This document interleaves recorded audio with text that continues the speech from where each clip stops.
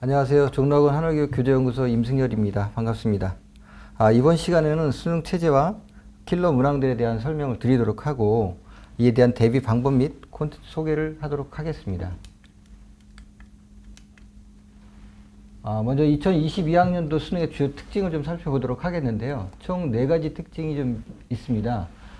국어, 수학과 직업탐구의 영역 같은 경우는 공통과목과 선택과목 체제로 바뀌게 되는데요. 특히 국어와 수학 같은 경우는 공통과목에서 70%가 출제가 되고요. 선택과목에서는 30% 정도가 출제가 됩니다.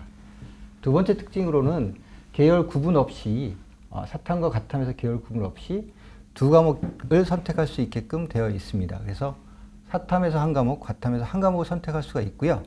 기존처럼 사탐에서 두 과목을 선택할 수가 있습니다. 또한 과탐에서도 두 과목을 선택할 수 있는 선택의 체제 폭이 좀 넓어졌습니다.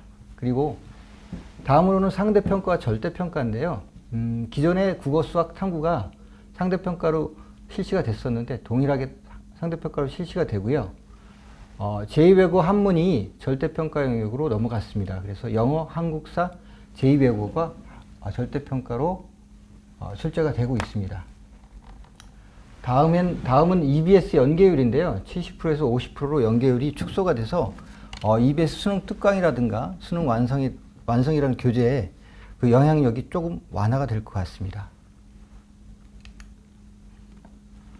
다음은 2022학년도 수능 체제에 대해서 각 교시별로 설명을 좀 드리도록 하겠습니다. 수능은 아침 8시 40분부터 1교시가 시작이 되는데요. 5교시가 끝나는 5시 40분까지 총 9시간을 수능 시험을 치르게 됩니다. 이제 1교시를 살펴보면요. 국어 영역이 총 45문항이 80분에 걸쳐서 시험을 실시하게 되고 수학 같은 경우는 30문항으로 100분이 주어집니다. 그리고 점심 식사를 하고 난 3교시에는 영어가 실시가 되는데요. 영어는 45문항 70분이 실시가 됩니다. 영어 같은 경우는 17문항의 듣기평가 문제가 있고요. 4교시는 필수 과목인 한국사를 필두로 해서 사탐에서 과탐에서 각각 한 과목, 아까 말씀드린 대로 자기가 좋아하는 과목에서 두 과목을 선택할 수 있게 됩니다. 그리고 5교시는 마지막으로 제2외국어 한문을 실시하게 되는데요. 30문항이고요. 40분에 걸쳐서 시험을 치르게 됩니다. 물론 제2외국어 같은 경우는 선택을 안 하는 학생들이 있기 때문에 시험은 조금 일찍 끝나는 학생들도 있습니다.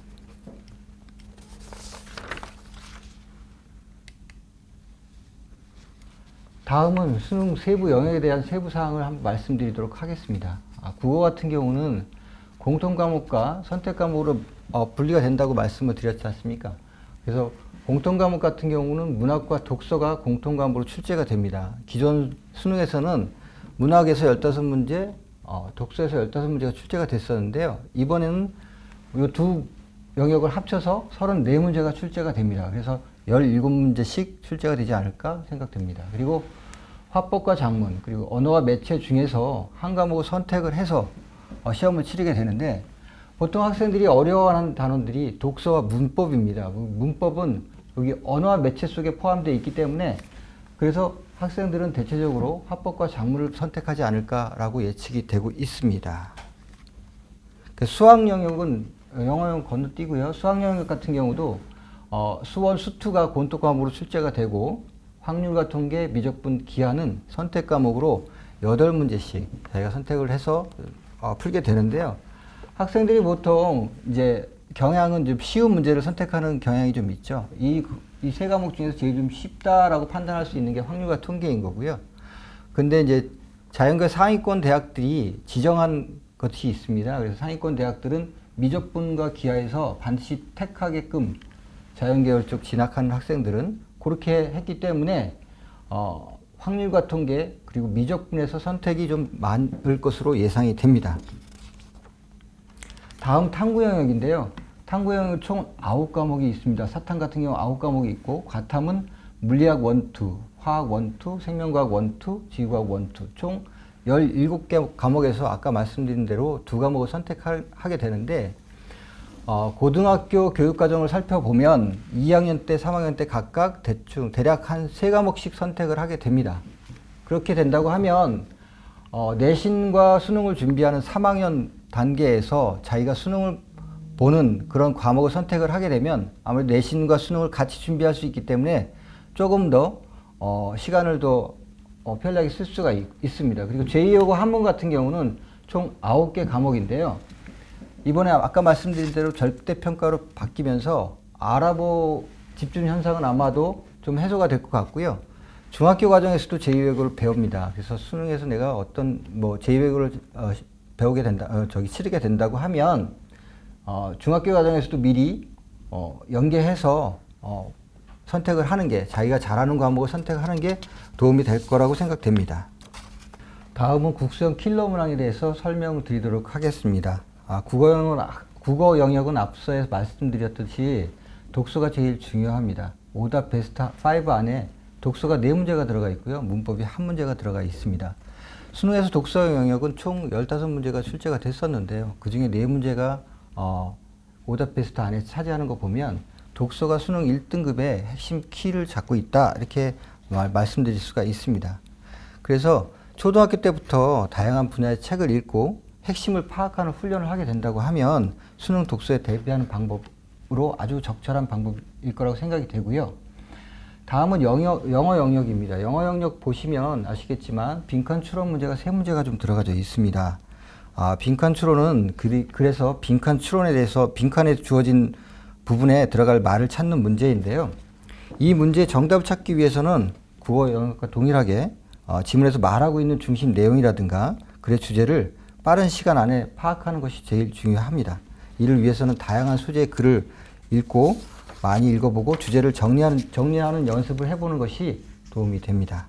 네, 수학 영역은 지난 수능에서 킬러 문항을 살펴보면 미적분, 기하 벡터, 확률과 통계가 많이 나오는 것을 볼 수가 있습니다. 근데 수학 킬러 문제 같은 경우는 기존에 배웠던 개념을 새로운 방식으로 묻는 게 아니고요. 그렇기 때문에 실제로 문제를 풀어보면 그 새로운 개념이나 공식이 들어있지는 않지만 여러 가지 개념을 동시에 질문하기 때문에 학생들의 입장에서는 정해진 시간 내에 풀기가 상당히 어렵기 때문에 킬러 문항이라고 합니다. 그럼 수학의 킬러 문항들이 어떤 문제가 출제가 되어 있는지 한번 좀 살펴보도록 하겠습니다. 이 문제는 수학 나형 문제인데요. 확률과 통계 단원에서 출제가 되었습니다. 정답률을 보면 한 12.4% 정도 수준이죠. 내용에 대해서는 이 문제 같은 경우도 세 가지 개념이 지금 복합해서 문제를 푸는 키가 되는데 중복조합, 여사건의 확률, 그리고 조합이라는 각각의 다른 학년에서 배웠던 개념들을 도입해야만 문제를 풀 수 있는 그런 문제입니다. 자, 이런 문제들을 정복하기 위해서 어떤 훈련이 좀 필요할까요? 중학교 과정과 초등학교 과정에서 어떤 어려운 문제들이 있는지 한번 그것까지 살펴보고 말씀을 좀 드리도록 하겠습니다. 자, 중학교 과정에서는 어떤 문제들이 학생들이 어려워할까요? 정답은 매년 3월에 실시하는 교육청 주관 고1 전국연합 학력평가에 있습니다. 자, 3월에 실시되기 때문에 출제 범위가 고등학교 과정은 배제가 되고 중학교 과정에서만 출제가 됩니다. 올해 시험 같은 경우는 코로나19로 인해서 정상적으로 시험이 실시되지 않았기 때문에 작년 시험을 분석해서 정답률이 낮게 나온 단원을 좀 파악해 봤습니다. 이 문제를 보면 중학교 2학년 2학기 단원이고요. 2학기에서 출제됐고요. 도형의 단문과 피타고라스 정리해서 출제가 됐습니다. 정답률은 15% 정도 수준이었습니다. 보통 이제 오답 베스트 5를 살펴보니까요. 그 원의 성질, 도형의 단문, 그리고 2차 함수 단원에서 출제된 문항들이 오답 베스트 5를 차지를 했고요. 초등과정 같은 경우는 경시대 문제들을 한번 좀 살펴봤습니다. 경시대에서 학생들이 어떤 문제들이 좀 어렵게 봤는지 이런 것들을 좀 살펴보면요. 초 6학년 도형 문제들이 상당히 좀 어렵게 학생들은 경시대임에도 불구하고 0.6%의 정답률을 좀 보였고요. 또 자료와 가능성 문제, KMC 인증시험 30일의 문제도 정답률 5.1%. 이 부분 같은 경우는 앞서 얘기했던 수능 문제에서 확률과 통계하고 연결되는 그런 문제이고요. 도형 같은 경우도 기하라든가 수능 쪽에서 그런 부분과 연결되는 그런 문제입니다. 저희 회사에서는요, 이런 문제들을 대비하기 위해서 학생들에게 프리미엄 맥스라는 책을 출시를 하였습니다. 그 프리미엄 맥스는요, 경시대의 문제들을 영역별로 분리를 했습니다. 수화 연산, 도형 측정, 규칙성과 자유와 가능성. 그리고 중등 1학년에서 3학년까지는 수화 연산, 문자식 함수, 그리고 기하, 확률과 통계 이렇게 구분을 해서 저희가 책을 출판을 했고요.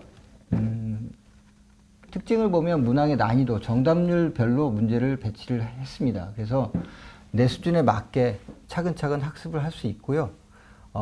쉬운 문제라 하더라도 그 문제를 틀리지 않게, 계산 실수가 나지 않게 문제를 풀어보는 연습을 하고 난 다음에 고난이도 문제들을 접근하는 방식으로 저희가 준비를 했습니다.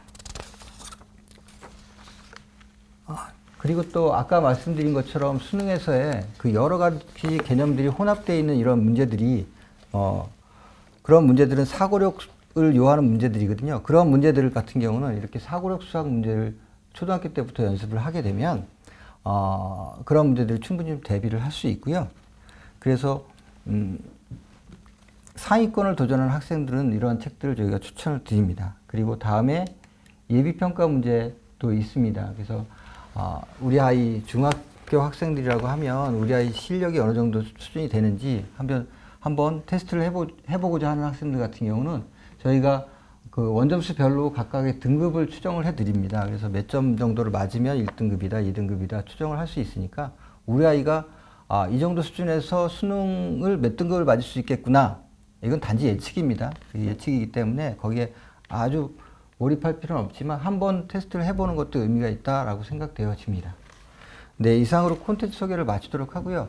학부모님들께는 지금 그 문자로 저희가 이런 판매되는 책들이라든가 프로그램들이 문자로 URL 갔습니다. 그래서 URL 보시고 구입하고자 하는 부분들 택하셔서 구입을 하시면 댁으로 배송해 드리도록 하겠습니다. 네, 이상으로 마치겠습니다. 감사합니다.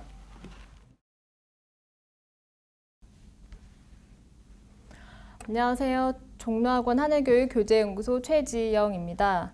저는 영재학급 영재교육원에서부터 과학고 영재학교까지 선발 방법과 출제 경향에 대해서 말씀드리도록 하겠습니다. 먼저 지금 보시는 화면은 지난 5월 27일 교육부에서 발표한 자료인데요. 여기서 중요한 것은 수학, 과학 분야의 영재를 조기 발굴 및 성장하기 위해서 시스템을 마련한다는 것입니다. 즉 초등학교, 중학교 영재학급 영재교육원에서부터 고등학교 및 대학 등으로의 교육과정 및 진로 진학 연계를 강화하겠다는 것인데요. 영재교육 대상자 수를 한번 알아보겠습니다.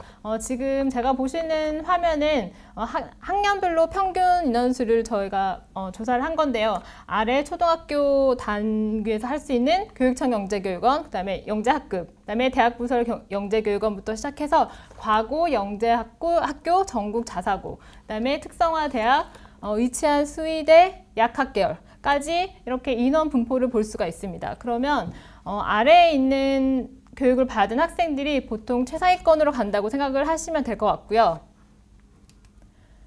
다음 표를 한번 더 보겠습니다. 여기는 전체 초중고 전체 영재교육 대상자 수입니다. 약 10만 명이고요. 이 수는 전체 학생 수의 1.83%입니다. 약 2%에 해당하는 비율인데요. 이 비율은 저희가 수능 1등급 비율인 4%의 약 절반을 차지하는 비율이 됩니다. 그러면 최상위권 대학별 선발 인원도 한번 알아보겠습니다. 카이스트 같은 대학기술 특성화 대학 선발 인원과 의치한 수의대 그리고 2022학년도에 선발하는 약대 선발 인원까지 합해 보았는데요. 이 수치는 약 8,100명이었습니다. 이 수도 마찬가지로 약 2%에 달하는 것을 알 수 있는데요. 앞에서 본 비율과 지금 보시는 비율이 비슷한 것을 알 수 있는데 결국 앞에서도 보여드렸다시피 초, 중 단계에서 영재교육원, 영재학급을 다니는 학생들이 주로 대부분 최상위권에 진학을 한다라고 생각을 하시면 될 것 같습니다. 그러면 아마 이제 제가 여러 가지 표를 보여드렸으니까 이제 내 아이가 최상위권 대학으로 가기 위해서는 어디서부터 시작을 해야 되는지 가늠이 되실 텐데요. 처음 시작인 영재교육원, 영재학급부터 살펴보도록 하겠습니다. 영재교육원 선발 분야는 수학, 융합, 수학, 과학 여러 가지 분야가 있는데요. 그 중에서 수학, 융합, 수학 분야, 그 다음에 과학 분야 이렇게 세 가지 분야가 차지하는 비율이 약 70% 이상이 됩니다. 그리고 영재교육원 같은 경우에는 보통 주말을 이용해서 수업을 진행을 하고 프로젝트식으로 수업을 합니다. 그리고 영재교육원은 보통 비슷한 지적 호기심을 가진 학생들, 또래의 친구들이 같이 수업을 하기 때문에 오히려 더 내가 좋아하는 과목에 대한 흥미를 더 느끼게 되고 더 깊이 있는 연구를 할 수가 있습니다. 그리고 영재교육원에서 활동한 내용들이 결국은 내 아이의 포트폴리오가 되는데요. 그러면 영재교육원 선발 방법에 대해서 보겠습니다. 영재교육원은 크게 교육청 영재교육원과 대학부설 영재교육원이 있습니다. 선발 방법은 교육청의 경우는 관찰 추천 방식으로 진행이 되고요. 주의들을 통해서 지원하신 다음에 학교에서 추천을 받아서 지필고사 형태인 영재성 검사, 창의적 문제 해결력 평가 및 면접 평가를 치르게 됩니다. 그리고 대학부설 영재교육원은 대학별로 상이하기는 하나 대부분 서류평가, 심층 면접으로 선발을 하게 됩니다. 그러면 제가 아까 지필고사 형태라고 말씀을 드렸는데 영재성 검사, 창의적 문제 해결력 평가, 면접 평가, 그다음에 대학 부설에서 치르는 심층 면접 어떤 식으로 문제가 나오는지 한번 보도록 하겠습니다. 지금 보시는 문항은 2020학년도 서울시 교육청 영재교육원 수학 문제였습니다. 마방진을 활용한 사고력 문항이라고 볼 수 있고요. 다음 또 보겠습니다. 길이가 20인 모양 자를 이용해서 문제를 푸는 이런 내용으로 구성이 되어 있는데 지금 보시는 것과 같이 영재교육원에서 출제되는 수학 문항의 경우는 대부분 이렇게 사고력 문항으로 출제가 되고 있습니다. 이런 사고력 문항 유형 같은 경우에는 학생들이 내가 사고력 문항을 경험을 해본지 유무가 굉장히 중요하다고 할 수 있는데요. 어렸을 때부터 이런 사고력 유형을 많이 접해 본 학생이 아마 이런 시험에서도 유리하리라고 생각이 됩니다. 과학 문항도 한번 보겠습니다. 과학 같은 경우에는 교과 심화를 기본으로 한 창의성 문항이 주로 출제가 되는데요. 문제 한번 보겠습니다. 초등학교 3학년에 출제된 문항이었고요. 다음은 4학년에서 출제된 문항이었습니다. 와카오터를 활용한 이런 문항들이 출제가 되었고 그 다음에 영화죠. 스파이더맨과 앤트맨을 활용한 창의성 문항이 출제되기도 하였습니다. 그리고 지금 제가 보여드리는 실험 설계에 관련한 문항들은 제가 앞으로 설명해 드릴 영재학교 2단계, 3단계에서 자주 출제되는 실험 설계 유형의 문항입니다.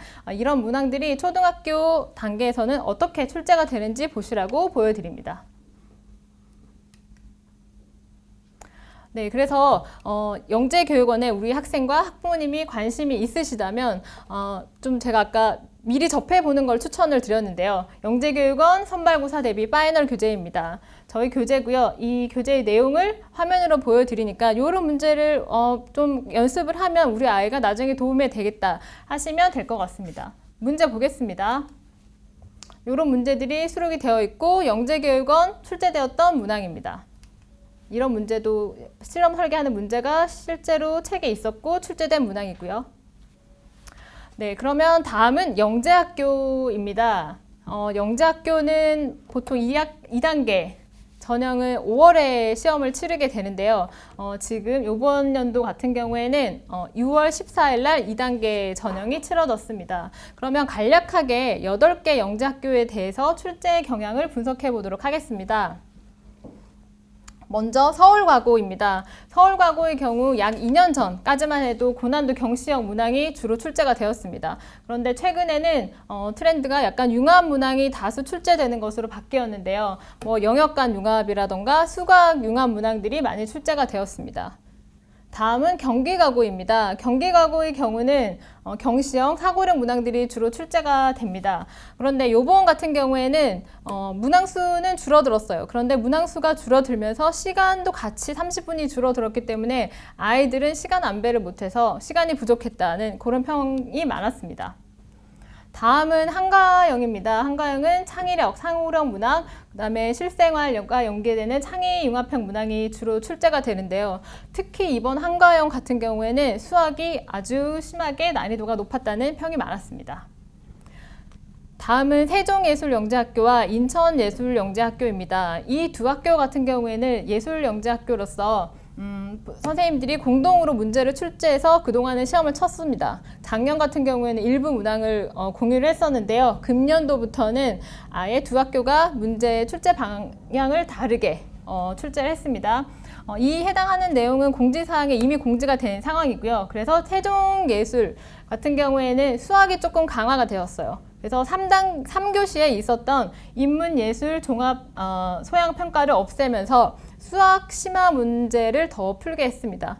아마 수학을 잘하는 학생을 뽑고 싶다는 의지가 강한 대목이었습니다. 다음은 인천과학예술영재학교인데요. 아까 말씀드렸다시피 세종과 문항을 공유하지 않았고 기존대로 3교시에 인문예술 융합 소양 평가를 치렀습니다. 대전과고와 광주과고는 전년과 비슷하게 출제가 되었고요.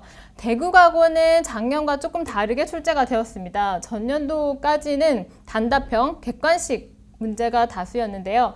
금년도에는 서술형 문항이 출제가 되어서 그동안 출제되었던 대구과고 스타일로 공부를 한 학생들에게는 좀 당황했을 거라는 얘기가 있었습니다. 수학이 서술형이 4문제가 출제가 되었고요. 과학이 서술형이 8문제가 출제가 되었다고 합니다. 그러면 2단계, 8개 영재학교 2단계의 기출문항을 한번 보도록 하겠습니다. 경시형으로 출제되었던 문항이고요. 경기가고에서 출제된 사고력 유형의 문항입니다. 한가형에서 출제된 사고력 문항이고요. 그다음에 경기가고에서 출제된 문항입니다. 그다음에 세종과학예술영재학교에서 출제된 문항이고요. 대전과학고등학교에서 출제된 문항이고요. 이거는 서울과고에서 출제된 문항이었습니다. 그리고 경기과고에서 출제된 문항이었고요. 한가형에서 출제된 문항이었습니다. 다음으로는 과학고입니다. 과학고는 거의 서류, 면담, 소집 면접 형태로 진행이 되는데요. 소집 면접의 경우에는 수학, 과학, 문항에 적힌 질문지를 주고 문제 풀이할 시간을 줍니다. 일정 시간 준 다음에 내가 풀이한 방법을 면접관 앞에서 구술로 설명하는 방식으로 대부분 진행이 됩니다. 아래에 보시는 화면은 한성세종과학고등학교 소집 면접 문항이었습니다.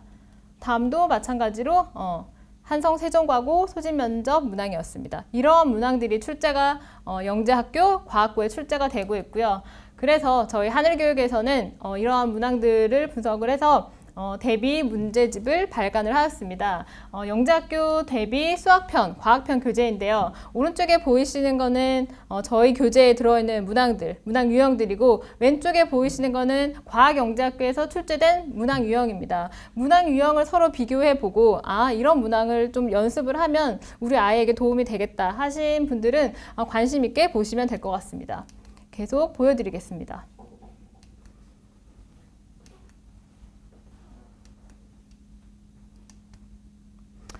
네, 그래서 저는 이제 지금까지 영재교육원에서부터 영재학교까지 출제 경향이라던가 이런 거에 대해서 알아봤는데요. 지금 설명의 신청자에 한해서 모바일로 URL 주소가 갔을 거예요. 이런 저희 혜택들을 다 살펴보시고 내가 해당하는 관심 있는 교재가 있으시면 신청을 하시면 좋으실 것 같습니다. 첫 번째는 아까 제가 말씀드렸던 영재교육원 선발고사 대비 파이널 교재. 이거는 사고력 문항으로 구성이 되어 있고 이런 것들을 활용하시면 좋을 것 같고 오른쪽에 보이시는 거는 영재교육원 실전 대비 문제집인 게이트 교재입니다. 이런 교재도 있고요.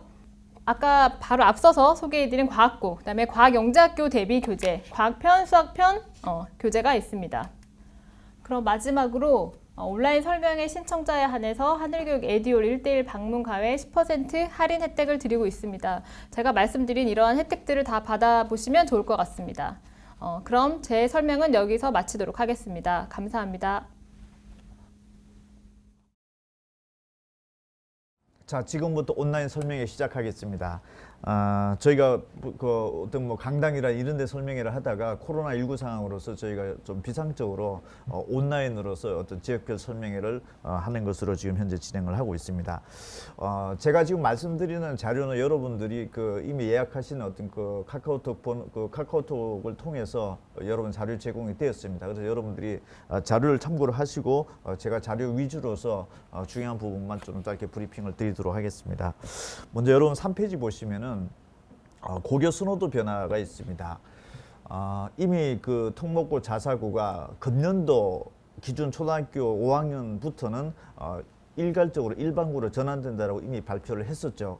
그 이후에 지금 현재 학부모님들의 어떤 학교 선호도가 좀 변화된 걸로 나타나고 있는데, 먼저 5페이지 보시면은 초등학교, 중학교 여러분들이 이번에 예약을 하시면서 저희가 조사를 들어갔습니다. 매년마다 저희가 실시하는 건데 전년도랑 금년도랑 좀 달라진 양상이 있다라면은 일반고로 전환 발표 이후에 자사고라든지 뭐 외고라든지 이런 부분들의 선호도는 좀 떨어진 데 반해서 초등학생이 됐든 중학생이 됐든 대체적으로 과학고등학교의 선호도가 현재 초등학생들은 19.4% 전년도 선호도에 있다 금년도 25.3%까지 지금 급격하게 올라가고 있고, 중학생 같은 경우에도 13.5%에서 17.6%로 전반적으로 과학고등학교에 대한 선호 양상이 크게 높아지고 있다, 이렇게 지금 볼 수 있습니다. 6페이지 보시면은 전체 선호도는 뭐 외대, 부고, 서울 과고 순서로 나타나고 있고, 7페이지 초등학교 같은 경우에는 서울과학고등학교가 가장 선호도가 높은 영재학교로 지금 현재 나타나고 있습니다. 그 다음에 8페이지에 보시면은 중학생들은 외대, 부고, 하나고, 상상고등학교 순서로 중학생들 같은 경우에는 지금 현재 전국 단위로 대체로 선발하고 있는 자사고에 대한 어떤 선호도가 굉장히 높게 나타나고 있다, 이렇게 확인되고 있습니다. 자, 9페이지부터는 이제 고등학교 선택을 하는 데 있어서 학교 내신에 관련된 부분들이 굉장히 중요한 지표가 될 수 있기 때문에 내신에 대한 어떤 부분들을 조금 더 집중적으로 좀 분석하는 시간을 갖겠습니다. 9페이지 보시면은 주요 11개 대학에서 일단 선발 인원이 약 한 3만 명 정도가 되는데, 현재 기준으로 놓고 보면은 수시와 정시의 비율이 한 7대3 정도로 구조로 나타나고 있고, 9페이지 하단표에 보시면은 이 중에서 학생부 위주로 뽑는 전형이 한 55%, 16,000명 정도, 전체 한 3만 명 중에서 한 16,000명 정도를 지금 현재 학생부 위주로 지금 뽑고 있다, 이렇게 지금 나타나고 있는데, 10페이지 보시면 대체적으로 이 학교들에서 이제 학교 내신의 합격선 자체를 한 2등급 이내 정도로 지금 이제 학교에서 뭐 공식적으로 발표하기도 하고 또 비공식적으로도 저희가 또 확인해보면 대체적으로 이 정도대가 학교 내신의 합격선이다, 이렇게 되고 있는데, 저희 회사에서 이 인원을 이 전국에서 고등학교 1학년 1학기에서 3학년 1학기까지 총 5개 학기 전 과목에 걸쳐서 한 2.0등급 이내 정도 추정되는 인원을 저희가 추산을 해보면 한 16,400명 정도가 나타나고 있습니다. 뭐 일반고, 지역 자사고, 외고, 전국 자사고 이 순서들을 대체적으로 이제 추정은 이루어되는데, 압도적으로 일반고 고등학교가 사실은 2등급 이내 인원이 뭐 학교 자체가 많으니까 뭐 그런 결과가 나타나고 있는데, 반대로 지역 자사고나 외고나 뭐 전국 단위 자사고 같은 게 거의 2등급 이내에 들어온 인원 자체는 사실 전국적으로 놓고 본다 하더라도 몇십 명밖에 안 되는, 아주 거의 없다, 이 정도 이제 상황으로 저희가 추정이 되고 있고, 또 10페이지에 보시면은 주요 이제 11개 대학 정도에서 학교 내신 합격선 자체를 한 2등급 이내 정도를 지금 공식적으로 발표 또는 비공식적으로 저희가 지금 확인이 되고 있는데, 고등학교 1학년 1학기에서 3학년 1학기까지 총 5개 학기 동안에 2등급 이내 정도 학교 내신에 분포되는 학생들은 한 16,000명 정도로 저희가 추산이 되고 있습니다. 일반고가 거의 압도적으로 거의 한 97% 학생들은 일반고 출신들이고, 나머지 청목고 자사고 학생들은 사실상 학교 내신이 2등급 이내 들어오는 학생들은 거의 없다. 그만큼 경쟁 구조도 세기 때문에 그 학생들이 어떤 그 학교 내신 따기 그만큼 어렵다는 얘기죠. 그러니까 다시 얘기하면은 전국에서 2등급 이내 정도, 주요 한 10개 대학 정도 갈 수 있는 학생들의 한 97% 정도는 일반고 학생들이 차지를 하고 있고, 학교 내신 상황으로 봤을 때는 나머지 특목고나 자사고라든지 이런 학교 학생들은 사실상 거의 없을 정도로 지금 추정이 되고 있다, 이런 상황이고, 그 다음에 또 내신을 2등급 안에 들어오는 학생들 중에서 수능 성적을 한번 살펴보면 전국에 한 16,000명 정도가 2등급 안에 들어오는데, 이 16,000명 중에서 수능 점수 자력으로 수능 점수로 이 대학의 정시 지원이 또 합격할 가능성이 있는 학생들은 한 5,600명 정도로 추정이 되는 걸로 된다라고 하면은, 사실 16,000명의 2등급 이내 들어온 학생들 중에서 수능 성적으로 자력으로 갈 수 있는 학생들은 한 34% 정도, 나머지 거의 한 70% 정도 학생들은 사실 학교 내신만 따놓았지 수능 성적으로 저 대학을 갈 수 있을 정도의 수준대 학생들은 한 30%밖에 안 된다 이렇게 볼 수 있고 일반고로 또 따져보면은 한 33.0% 정도가 나타나고 있는 걸로 이게 내신이 그러니까 내신은 돼 있는데 수능까지 동시에 충족된 학생들은 이 정도 나타나는 걸 지금 확인이 되고 있고 학교 내신은 2등급 안에 못 들어왔지만 벗어나지만 사실 3, 4, 5등급이지만은 수능 성적으로 놓고 봤을 때는 이 대학에 지원이 가능할 수 있는 것으로 추정되는 인원들은 한 6,800명 정도로 또 추산이 되고 있습니다. 그다음 또 재수생들이 있죠. 재수생들 중에서 또 수능 점수로서 이 주요 한 10개 대학에 지원 가능한 학생들 한 9,600명. 그럼 전체적으로 놓고 봤을 때 11페이지 보면 중간 그 테이블 보면은 학교 내신만 갖춰진 학생들이 한 10,000명 정도. 그다음에 내신과 수능 동시에 또 맞춰진 학생들이 한 5,600명 정도. 그다음에 수능 성적만 또 갖춰진 내신은 벗어났지만 수능 성적만 갖춰진 학생이 한 6,800명. 재수생들이 한 9,600명 정도 본다라고 하면은 학교 내신은 사실은 좀 제껴놓고 수능 성적 자력으로서 이 주요 한 10개 대학을 갈 수 있는 학생들 한 22,000명 정도 추정이 되는 거죠. 나머지 한 10,000명대 학생들은 사실 학교 내신만 갖춰놓았던 학생들이다 이렇게 볼 수가 있는데 여기 11페이지 중간표에 보시면은 그 외고나 국제고 같은 경우에 내신 또는 내신과 수능을 동시에 충족된 학생들은 거의 없죠. 거의 없는데 오른쪽에 가보시면은 서울대학교 합격생으로 놓고 보면은 학교 내신 갖춰놓은 학생들은 거의 없는데 이 외고나 국제고 출신 중에서 서울대학교를 갔던 학생들의 거의 한 7, 80%는 또 수시로 지원했다는 얘기가 되는 거죠. 수시에 합격을 했다. 그렇다면은 학교 내신 성적은 2등급대 자체가 안 나오는데 서울대 합격생 숫자를 놓고 보면 거의 한 7, 80%대 학생들은 또 수시로 갔다라고 하는 걸로 놓고 봤을 때 학교 내신만 사실은 따놨다고 해가지고서 결코 어떤 이런 대학들이 또 보장이 될 수 있는 이런 구조는 또 아니다라는 얘기가 되는 거고 또 반대로 학교 내신이 설사 국에 들어온 학생들 거의 없음에도 불구하고 최상위권 대학은 오히려 수시에 합격하는 학생이 이만큼 더 많다는 얘기 자체는 어떤 그 내신과 어떤 주요 대학의 입시의 어떤 상관관계가 바로 어떻게 보면 1대1로 바로 매칭이 되고 있다 이렇게는 볼 수 없다라는 대목이 확인될 수 있고 자 12페이지에 보시면은 전국 17개 시도를 지역별로 또 분류를 해보면은 서울 소재 학생들이 이 주요 한 11개 대학에 갈 수 있는 정도로 추정되는 학생들이 한 6,000명 정도가 추산이 되는데 이 중에서 내신만 갖춰놓은 학생들이 한 33%, 내신과 정시를 동시에 충족으로 갖춰놓은 학생들이 한 21%, 수능만 했던 학생들이 한 12.9%, 재수생이 33%. 전국적인 상황을 놓고 보면은 주요 11개 대학에서 그 지원이 가능한 학생들 중에서 한 40% 정도는 내신만 갖춰놓은 학생들이고 나머지 한 60% 정도대 학생들은 뭐 재수생이 됐든지 아니면 재학생이 됐든지 간에 수능 점수가 이미 좀 기확보된 학생들이 한 60% 정도는 된다 이렇게 데이터 해석을 할 수가 있습니다. 13페이지로 가보시면은 이건 서울 25개 구로 또 정밀하게 들어가서 봤던 자료인데 강남구 한번 보시면은 한 1,100명 정도가 추정이 되는데 강남구 1,100명 정도 되는 학생들이 서울 소재 한 11개 대학 정도 갈 수 있는 그 지원권 에리아 안에 들어온다라고 볼 수가 있는데 이 중에서 학교 내신으로 갖추는 학생들은 한 3.7%밖에 안 된다라는 거죠. 대부분의 거의 한 90% 이상대 학생들은 지금 현재 수능 점수로서 뭔가 좀 현재 컨디션을 갖춰놓고 있는 것이지 학교 내신의 컨디션을 갖춰놓은 학생들은 한 3.7%밖에 안 된다라는 거.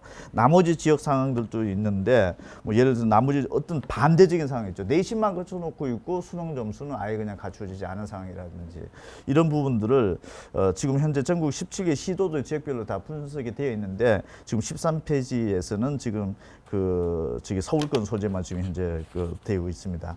나머지 부분들은 아마 지방권에서는 지방권 또 설명할 때도 다시 또 상세하게 또 설명을 드리도록 그렇게 되어 있습니다. 그 다음에 15페이지 같은 경우에 서울 주요대 지원 가능한 그 인원이 많은 학교들을 한번 뒤져보면은 실제적으로 그 내신만 갖춰놓는 학교는 거의 없다라고 볼 수 있죠. 지금 내신이 됐든 수능이 됐든 이 주요 한 11개 대학을 갈 수 있을 정도의 그 분포도 자체가 많은 고등학교를 분석을 해보면은 사실 학교 내신보다는 수능이 동시에 갖춰졌거나 아니면 뭐 재수생 비율이 좀 높다라든지 이런 부분들의 분포도가 나타나는 것들이 좀 특징적이다라는 걸 볼 수가 있습니다. 지방권 소재 학교들도 저희 설명의 자료에서 또 뒷부분에서 또 설명을 드릴 겁니다. 16페이지에 보시면은 자 그러면은 수시에서 이제 학교 내신은 어느 정도 갖춰졌다라는 가정하에 그 수시에서도 수능 최저를 보는 대학이 있고 안 보는 대학들이 있는데 주요 여기 11개 대학 정도를 보면은 수시에서 수능 최저를 미반영하는 대학이 거의 한 80% 정도가 됩니다. 이 학생부 종합전형에서는. 그러니까 주요 한 11개 대학에서는 학생부 종합전형에서는 수능 최저를 아예 사실상 안 본다라는 거. 그러면은 학생부 교과 성적이 중요해진다는 얘기가 되는 거고 지금까지 분포도를 놓고 봤을 때 학교 내신 성적은 되는데 수능 성적이 안 되는 학교라든지 이런 지역들이 굉장히 많이 있죠. 그렇다면은 비교과 영역 자체도 학생부 교과 성적 못지않게끔 비교과 자체가 교과와 관련된 부분들에 대해서 뭔가 경쟁력을 갖추어 나왔느냐 그렇지 않느냐에 따라서 굉장히 영향력이 좀 달라질 수도 있다 이렇게 해석이 될 수가 있고 대신에 또 학생부 교과 학교 내신 위주로 뽑는 전형에서는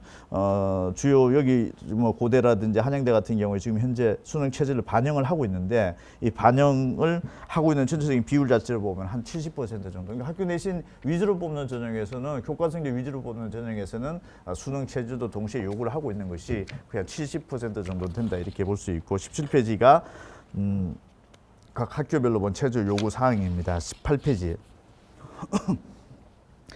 전국 17개 시도로 봤을 때 내신 2등급 이내 들어오는 학생들 중에서 3개 영역에서 한 2등급 이내를 충족하는 비율을 분석을 해보면은 전국에서 2등급 안에 들어오는 학생들 중에서 3개 영역에서 2등급 이내를 갖춘 학생으로 추정이 되는 건 한 52.7% 정도 됩니다. 그러니까 절반 정도는 3개 영역에서 2등급이 지금 현재 안 들어오고 있다 이렇게 볼 수가 있는 거고 2개 영역에서 2등급 정도를 맞춘 학생들은 거의 한 76.5%. 그렇다면은 최소한 학교 내신 2등급 안에 들어오면서 두 과목 정도에서는 전국에서 한 11% 안에 들어온 학생들의 대열에 들어온 학생들 거의 한 80% 가까이 된다라는 것들을 좀 참고를 하면서 2등급 이내 들어오면서 최소한 두 과목에서만큼은 어떤 절대적인 어떤 그 한 11% 안에 들어올 정도의 어떤 경쟁력을 갖추는 것이 일반적으로 내신 경쟁력과 수능 경쟁을 놓고 봤을 때 대충 어떤 비슷한 어떤 그 경쟁 구도에 들어갈 수 있다 이렇게 추정이 되고 있습니다. 19페이지 같은 경우에는 지금 현재 서울 25개 구로 놓고 봤을 때 강남구 학생들 중에서 그 학교 내신 2등급 안에 들어온다. 그러면 3개 영역에서 2등급 안에 들어온 학생들은 한 96% 정도로 되고 2개 영역에서 2등급이 들어온다. 거의 100% 정도로 지금 현재 추정이 되고 있는 게 되기 때문에 서울 지역 내에서 나머지 지역이라든지 또는 전국 시군구 지역별로 자료도 또 공개가 드릴 텐데 한번 참고를 해보시면서 여러분들이 거주하고 있는 지역에서 학교 내신과 어떤 수능 최저의 충족 어떤 그 비율 이런 부분들을 한번 잘 살펴보시기 바랍니다. 자, 지금부터는 이과 최상위권대에 대한 학생들에 대한 분석인데 20페이지입니다. 의대, 치대, 한의대, 수의대, 약대가 전국적으로 한 6,400명 정도. 약대는 이제 내년도 올해 고등학교 2학년 학생들부터 이제 뽑게 되어 있는데 학부에서 뽑게 되어 있습니다. 자, 먼저 살펴보실 게 의대, 치대, 한의대, 수의대 수능을 정시에서는 당연히 수능 점수를 뽑으니까 수능이 반영이 되는 거고 수시에서도 수능 체제가 반영이 된다라고 하면은 수능이 적용이 된다는 얘기가 되죠. 그렇다면은 의대, 치대, 한의대, 수의대에서 이런 식으로 분석을 해봤을 때 86.2% 전체 모집 단위에서 86.2%는 수능을 요구하고 있다.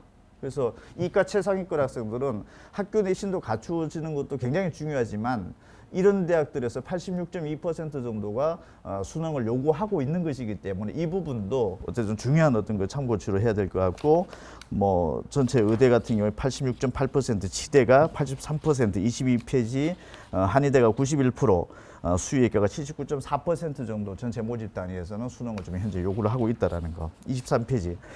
약대 현재 고등학교 2학년 학생들부터 이제 그 내년도 입시부터 이제 뽑게 되는 거죠. 전국에서 1,583명을 뽑는다고 이미 발표를 했기 때문에 1,583명이다라고 하면 사실 이과 최상위권 학생들이 그쪽으로 많이 빠져나간다라고 봤을 때는 일반 대학에서 자연계 학과에서는 아무래도 합격선에 대한 어떤 상당히 큰 영향력을 좀 미칠 수도 있는 부분이다 이렇게 볼 수가 있는데 2008학년도부터 약학 전문대학원 체제로 이제 바뀌어졌었는데 그 전에 이미 대학이 있었던 데가 23페이지 하단에 보면 왼쪽 편에 그 대학은 이미 그 이전부터도 고교 졸업생들을 뽑았던 게 있었었고, 신설대학대 같은 경우 연세대라든지 뭐 가천대 이런 대학들은 새롭게 만들어졌습니다. 그 전문대학원 체제에서. 그러니까 이 학교들은 지금까지는 서열을 매겨본 적이 없는 거죠. 고등학교 졸업생들을 통해서 왼쪽에 표에 있는 거는 예전에 서열이 매겨져 봤던 경험이 있는 거고, 지금 새롭게 만들어진 대학들은 사실은 고교 졸업생을 처음으로 뽑는 거기 때문에 순서가 어떻게 될지 굉장히 이제 중요한 관심 사안이 되고 있는 상황입니다. 24페이지. 자, 세계 대학 순위, QS 세계 대학 순위에서 약대 발표한 거 보면 서울대, 성대, 고대, 경희대, 한양대, 연세대 순서대로 현재 잡혀졌다는 게 나오고 있고, 아무래도 이게 내년도부터는 학교 서열을 어떤 그 우수한 학생들이 얼마만큼 어느 대학에 가는지에 있어서 중요한 어떤 그 영향을 미칠 수 있는 지표일 것 같아서 제가 뽑아봤고, 밑에 부분들은 의학 관련 쪽에서는 서울대, 성대, 연대, 고대, 한양대, 경희대 이런 순서대로 되어 있습니다. 25페이지.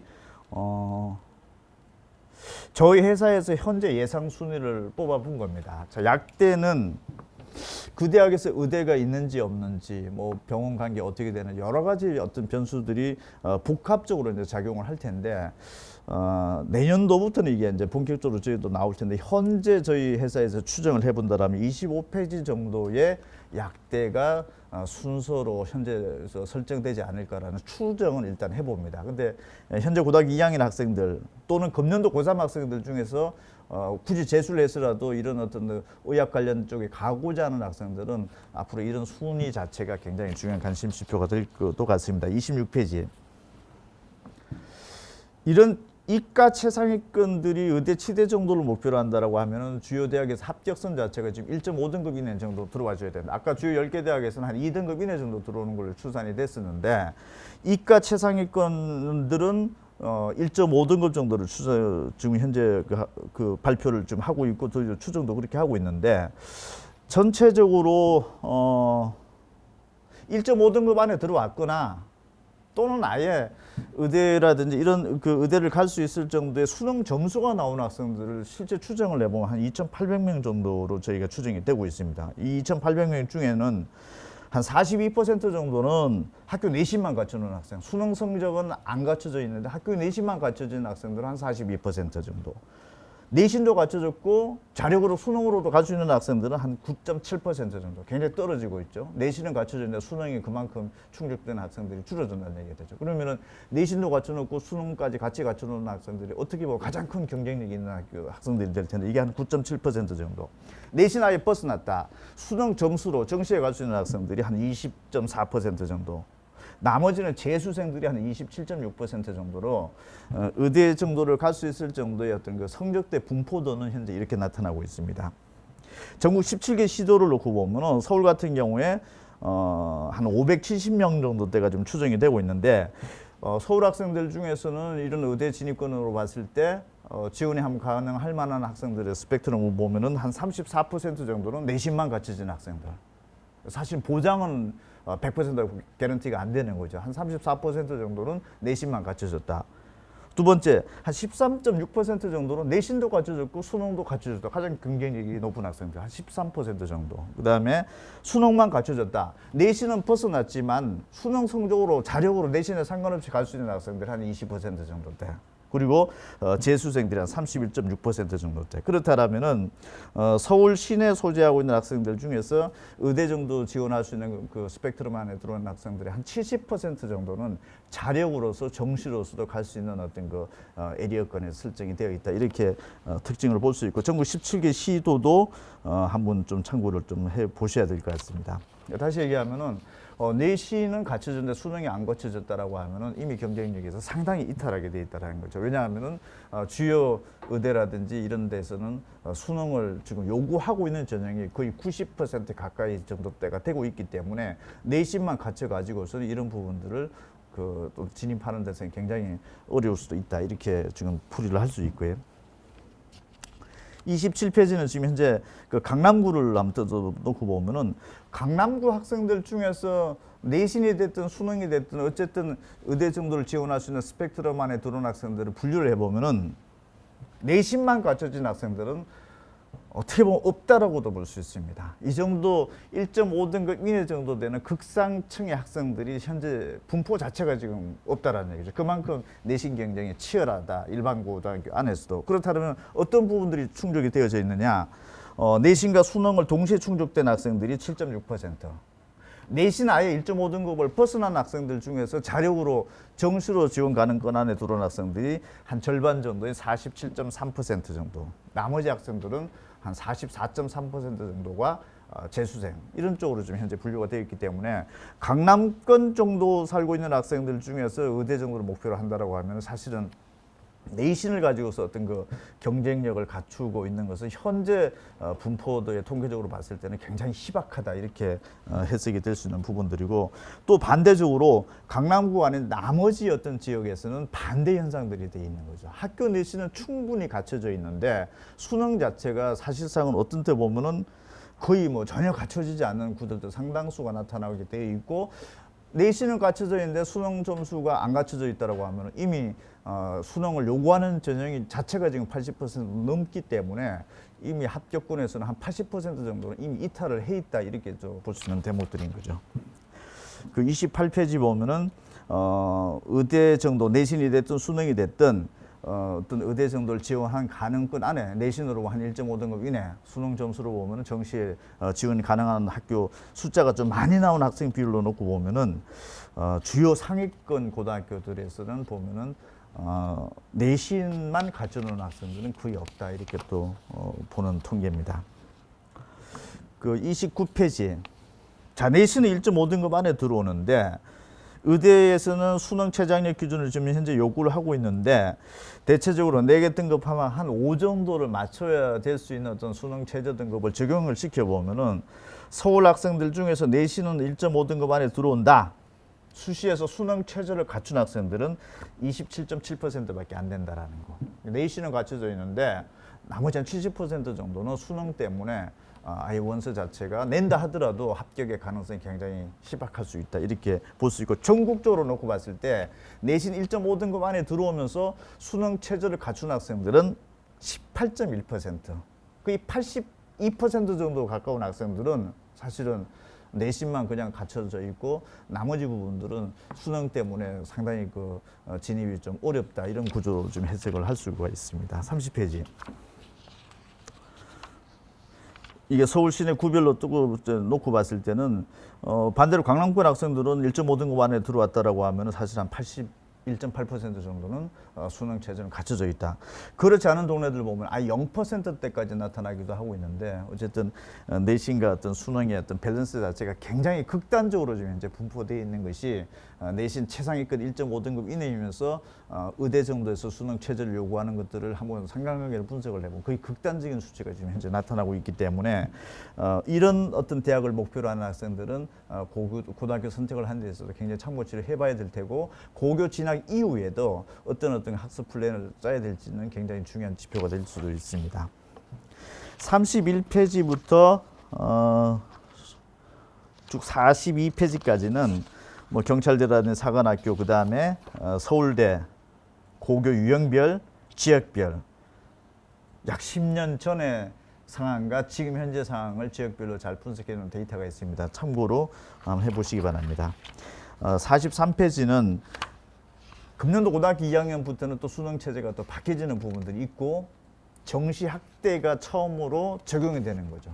정시 학대가 학대가 된다라고 하면 수능이 또 그만큼 비중이 높아진다는 얘기가 되는 거고 현재 고등학교 1학년 때부터는 정시 학대가 현 고2보다 더 학대되는 쪽으로 지금 현재 발표가 되어져 있고 뭐 그런 상황이 지금 현재 되어 있습니다. 그러니까 여러분들이 고등학교 선택하는 데 있어서도 수능의 비중은 점점 더 높아지고 있는 추세는 현재 가고 있다. 이게 만약에 절대평가로 간다 하더라도 사실은 수능의 비중은 높다라고 봐야 되는 거죠. 그러니까 어쨌든 앞으로 상황은 지금 학교의 어떤 내신 정도만 이렇게 충족시켜 가지고서는 과거보다는 조금 더 주요 대학에 진학하기에는 조금 더 어려워질 수도 있다. 이런 부분들을 예상이 되고 있습니다. 44페이지는 저희도 이 설명회 때 좀 많은 자료를 좀 공개를 하는데 초등학교 시험이 없죠. 중학교 때는 이제 절대평가죠. 그러니까 사실은 초등학교, 중학교 9개학년 동안에 사실상 상대평가인 거는 없는 상황이 되긴 한데 중학교 때 주요 과목 국어, 영어, 수학에서 90점 넘는 학생들은 거의 한 30% 가까이 되는 거고 고등학교 때는 이게 한 10%대로 나타나고 있고 실제 수능 때는 90점 넘는 학생들이 10%도 안 나타나는 단단히 때까지 나타나는 구조이다 보니까 점점 갈수록 과목 자체는 어렵게 출제되고 있다는 얘기가 되는 거죠. 중학교 때는 30%, 고등학교 때는 10%대, 실제 수능에서는 10%도 안 되는 정도의 어떤 그 점수 분포가 나타나고 있다는 거는 지금 현재 초등학교, 중학교 단계에서도 미리 좀 알고 있을 필요는 굉장히 높다고 봐야 되고 지금 현재 코로나 상황에서 학교가 지금 정상적으로 지금 운영이 되고 있지 않은 상황도 한번 눈여겨볼 필요가 있는데 44페이지 밑에 표에 보시면은 이번에 6월 그 모의고사를 봤죠. 평가원에서 모의평가를 봤는데 저희가 분석을 해봤더니 올해 6월 달이 90점이 넘으면 1등급인데 작년 수능에서 90점이 넘는 애들 한 7%가 나타났는데 금년 6월 달 모의고사에서는 90점 넘는 애 한 8%대, 한 1%대가 높아졌죠. 그러면은 조금 쉽게 출제되었다 이렇게 해도 이제 일단은 해석이 되는데 대신에 2등급, 3등급 80점대하고 70점대 자체는 작년 수능에 비해서 그 전에 수능에 비해서 좀 낮아지고 있는 거죠. 이 얘기 자체는 어쨌든 지금 현재 코로나 상황인데 고등학교 3학년 학생들의 성적 분포대를 놓고 보면 90점 넘는 학생들은 좀 더 잘하고 있고 나머지 그렇지 못한 한 80점이나 70점대 학생 성적이 떨어지고 있고 또 50점도 안 되는 학생들은 더 늘어나고 있다라고 하면은 성적에 대한 격차가 좀 커져가고 있다. 일단은 이렇게 해석이 될 수 있는 부분들인데 이게 그대로 초등학교, 중학교 상황에서도 공부를 잘하는 학생들은 더 잘해질 가능성도 있고 지금 그렇지 못한 학생들은 조금 더 격차가 좀 벌어질 수도 있다. 이렇게 좀 해석이 되고 있기 때문에 금년 고3의 상황을 놓고 보면 이러니까 초등학교, 중학교 단계에서도 지금 현재 비정상적으로 운영되는 어떤 그 교육 과정상에서 혹시나 모르는 어떤 그 학력 저하 현상이 발생하지 않도록 한번 관리를 좀 해보는 것, 어떤 관심을 가져보는 것도 어떨까라는 생각에서 한번 자료를 한번 보여드렸고 45페이지 같은 경우도 보면은 올해 6월달 성적 보면은 재수생들은 사실은 재수를 하고 나서 그 전에 비해서 한 1등급 정도가 올라가는 건 통계적으로 저희 회사에서는 추정이 되고 있고 그 다음에 올해 고3들이 그 전국에서 한 4% 안에 드는 1등급 학생들은 뭐 학교랑 이렇게 확인을 해본 바에 의하면은 최상위권 학생들은 좀 더 잘하고 있고 그렇지 못한 학생들은 좀 성적이 좀 떨어지고 있는 어떤 그 성적에 대한 양극화라는 격차가 좀 벌어지고 있다 이렇게 좀 확인이 되고 있습니다. 47페이지. 수능이 쉽게 출제되면은 어디가 유리할 것인가가 요즘 약간 그 얘기가 되고 있는데 47페이지 표에 보면 표준 점수 최고점이 좀 높게 상대적으로 그 전후에 비해서 높게 나타나면 어렵게 출제됐다는 얘기가 되고 표준 최고점이 낮게 나타나면은 상대적으로 쉽게 출제됐다는 걸 의미가 하는 건데 여기서 1등급, 2등급은 재수생들의 비율을 나타내는 숫자가 지금 여기 47페이지 나가 있는데 사실은 쉽게 출제되면은 오히려 재수생들한테 유리했을 수도 있고 반대일 수도 있고 그래서 이게 난이도를 어떻게 뭐 조절을 하면서 쉽게 어렵게에 따라서 어느 특정 집단에게 유불리가 있다라고 좀 단정하기는 좀 어렵다라는 얘기인데 48페이지를 잠깐 눈여겨 보면은 영어 같은 경우가 각 구별로 놓고 보면은 쉽게 출제가 되었다. 1등급 비율이 90점 넘는 비율이 많으면 많을수록 쉽다라고 일단 단순하게 가정을 해봤을 때 쉽게 출제될수록 공부를 잘하는 지역과 공부를 못하는 지역의 격차는 더 커진다라는 게 나타나고 있는 거죠. 다시 얘기하면은 쉽게 출제됨으로 인해 가지고서 아주 공부를 좀 못했던 학생들이 더 월등하게 올라가는 것보다는 공부를 평상시에 잘했던 지역에서 이런 더 높게 나타난다는 얘기 자체는 평상시에 좀 어렵게 공부하는 학생들일수록 쉽게 출제를 했을 경우에 점수 분포는 좀 더 높게 나타난다는 얘기가 되는 거죠. 고교 현장에서 이런 현상들이 나타나고 있기 때문에 초중 단계에서의 어떤 적절한 학습 난이도를 어느 정도 조절할 것인가 이런 부분들도 한번 참고치를 봐야 될 것 같고 49페이지 보시면은 지금 현재 국어하고 수학은 상대평가입니다. 뭐 4%, 11% 안에 들어오면 1등급, 2등급 구조가 돼 있는데 영어만큼은 지금 현재 절대평가죠. 90점이 넘어 1등급, 80점이 넘어 2등급 이렇게 돼 있는데 49페이지 좌측에 보면 영어가 만약 1등급을 맞은 학생이다. 그럼 국어하고 수학 같은 경우에 거의 절반 이상, 거의 한 50% 이상은 2등급 이내가 현재 나타나는 걸로 돼 있습니다. 문과 같은 경우에. 반대로 문과는 탐구에서 사회탐구에서 두 과목을 선택을 하게 되어 있는데 주요 대학들은 사실 두 과목을 다 본다라고 보시면 됩니다. 그러면은 문과에서는 영어 1등급을 맞았다면 국어하고 수학에 1, 2등급 안에 들어올 가능성이 한 절반 이상 되는데 사회탐구에서는 한 7% 이 정도밖에 안 나타나는 구조도 나타났다는 얘기 자체는 상위권에서 영어를 잘하면은 국어하고 수학도 한 절반 이상은 2등급 안에 들어왔다. 반대로 사회탐구는 조금 낮게 형성이 되고 있는 거죠. 그러면은 초등학교, 중학교 단계에 있어서 문과적인 성향이 있다 하더라도 사실은 사회라든지 이런 과목이 나중에 고등학교 때 되면은 발목을 잡혀줄 수도 있는 것이기 때문에 해석상으로 놓고 봤을 때는 전체적인 과목에 밸런스 있게 학습하는 것이 굉장히 중요하다라는 거. 그러니까 특정 과목만 잘한다라는 것보다는 전반적으로 전 과목에 걸쳐서 어떤 그 포기라든지 이런 과목이 없게끔 하는 것도 유리할 수 있다. 그다음 만약에 영어가 2등급으로 됐을 경우에 국어하고 수학에 있어서 문과에서 보면은 2등급 안에 들어온 거는 불과 한 10%대밖에 안 되는 거죠. 어떻게 보면은 영어라는 과목 자체를 잘하게 됐을 경우에 문과적으로 놓고 봤을 때는 한 1등급 안에 들어오면 국어 수학의 한 절반 이상 정도는 이미 그 과목에서도 1, 2등급이 지금 현재 책정이 되어 있는 상황이고 2등급, 3등급으로 벗어날수록 그만큼 영어가 2등급, 3등급 벗어날수록 국어 또는 수학에서 2등급 안에 들어올 가능성이 굉장히 희박하다는 걸 통계적으로 나타나고 있기 때문에 영어 절대평가에 대한 어떤 과목의 어떤 어떤 뭐 중요도보다는 어떤 그 다른 과목의 어떤 상관관계 어떻게 되는지 한번 살펴볼 필요가 있고 반대로 오른쪽에 자연계를 한번 보면은 영어가 1등급이 나왔다 하더라도 수학에서 동시에 1등급이 나온 학생들은 아까 문과랑 차원이 좀 다르죠. 굉장히 적게 나타나고 있습니다. 영어는 1등급이 됐는데 수학 가형에서 1등급 나오면 12.4%, 아까 수학 나형에서 35.3%는 좀 차원이 다르죠. 그러니까 이과 성향의 학생들만큼은 영어 어느 정도 됐다 하더라도 수학이 바로 직결되고 있다 이렇게 볼 수 없는 중요한 대목이기도 한 것 같고 그다음에 과학 탐구 과목도 더 수학보다 오히려 좀 더 떨어지는 현상도 좀 벌어지고 있는 거죠. 그러면은 이과 상위권 학생들은 영어가 됐다 하더라도 문제가 될 수 있는 과목은 수학 부분에 문제가 될 수도 있고 특히 탐구는 수학보다 더 심각한 경우일 수도 생길 수 있다라는 거죠. 그러니까 초등학교, 중학교 단계에서 일단은 수학 과목도 중요하다는 것도 있지만은 과학 과목에 있어서도 이 부분들이 뭐 지금 흥미를 좀 잃어버린다라든지 이런 데서 좀 주요 과목이 아닌 것으로 생각을 했을 때는 이과 최상위권으로 가는 것은 상당히 좀 멀어질 수도 있다. 이런 부분들을 그 숫자로 확인할 수 있습니다. 그 다음에 50페이지 뭐 전국 단위 자사고에서 뭐 영어가 1등급 냈을 때 나머지 과목들이 어떤 상관관계 이렇게 볼 수 있고 53페이지 제가 잠깐 끝으로 보여드리고 저 시간 끝내겠습니다.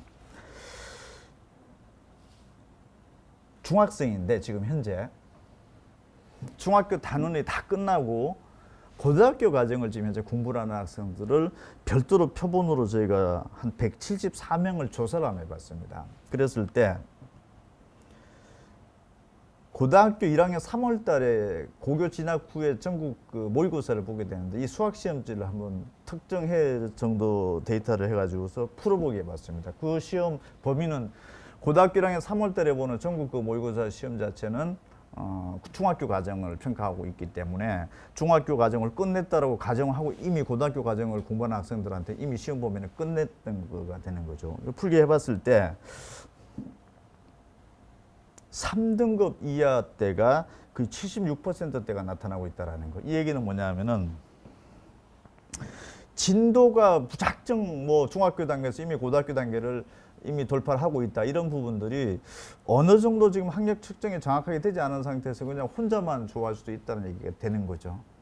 지금 3, 4, 5등급 대 정도가 거의 한 80% 가까이 나타났다는 얘기 자체는 사실은 무늬만 고등학교 과정을 지금 현재 공부를 하고 있지 실질적인 수준으로 놓고 봤을 때는 중학교 과정에 대해서도 충분한 어떤 그 학습 상태가 되지 않은 상황에서도 볼 수 있다. 이렇게 해석이 되는 부분들이기 때문에 이 부분은 초등학교, 중학교 단계에서도 그냥 어떤 진도 위주라기보다는 현재 어떤 정확하게 그 수준에 대한 어떤 심화라 이런 부분들이 제대로 돼 있는지 안 돼 있는지 이런 부분들을 한번 판단을 해보면서 나가는 것이 굉장히 중요하다. 이렇게 볼 수 있는 통계 자료입니다. 그래서 아마 저희 교재연구소에서 오늘 설명에 지금 그 예약하신 분들한테 무슨 그 시험을 볼 수 있게끔 그런 어떤 측정 테스트지도 아마 지금 그 준비된 걸로 알고 있는데 그런 것들도 한번 참고를 한번 해보시기 바랍니다. 자, 제가 전반적으로 여러분들이 어떤 그 고등학교를 어떤 판단하는 데 있어서 좀 그 중요한 지표로서 생각해야 될 부분들을 좀 잘 좀 말씀을 드렸고 전국 지역별로 어떤 입시 정보라 이런 부분들도 계속적으로 이어가도록 하겠습니다. 자료집이 충분히 나가 있고 그리고 또 중요한 부분 제가 브리핑을 드렸으니까 좋은 정보 되셨으면 좋겠습니다. 고맙습니다.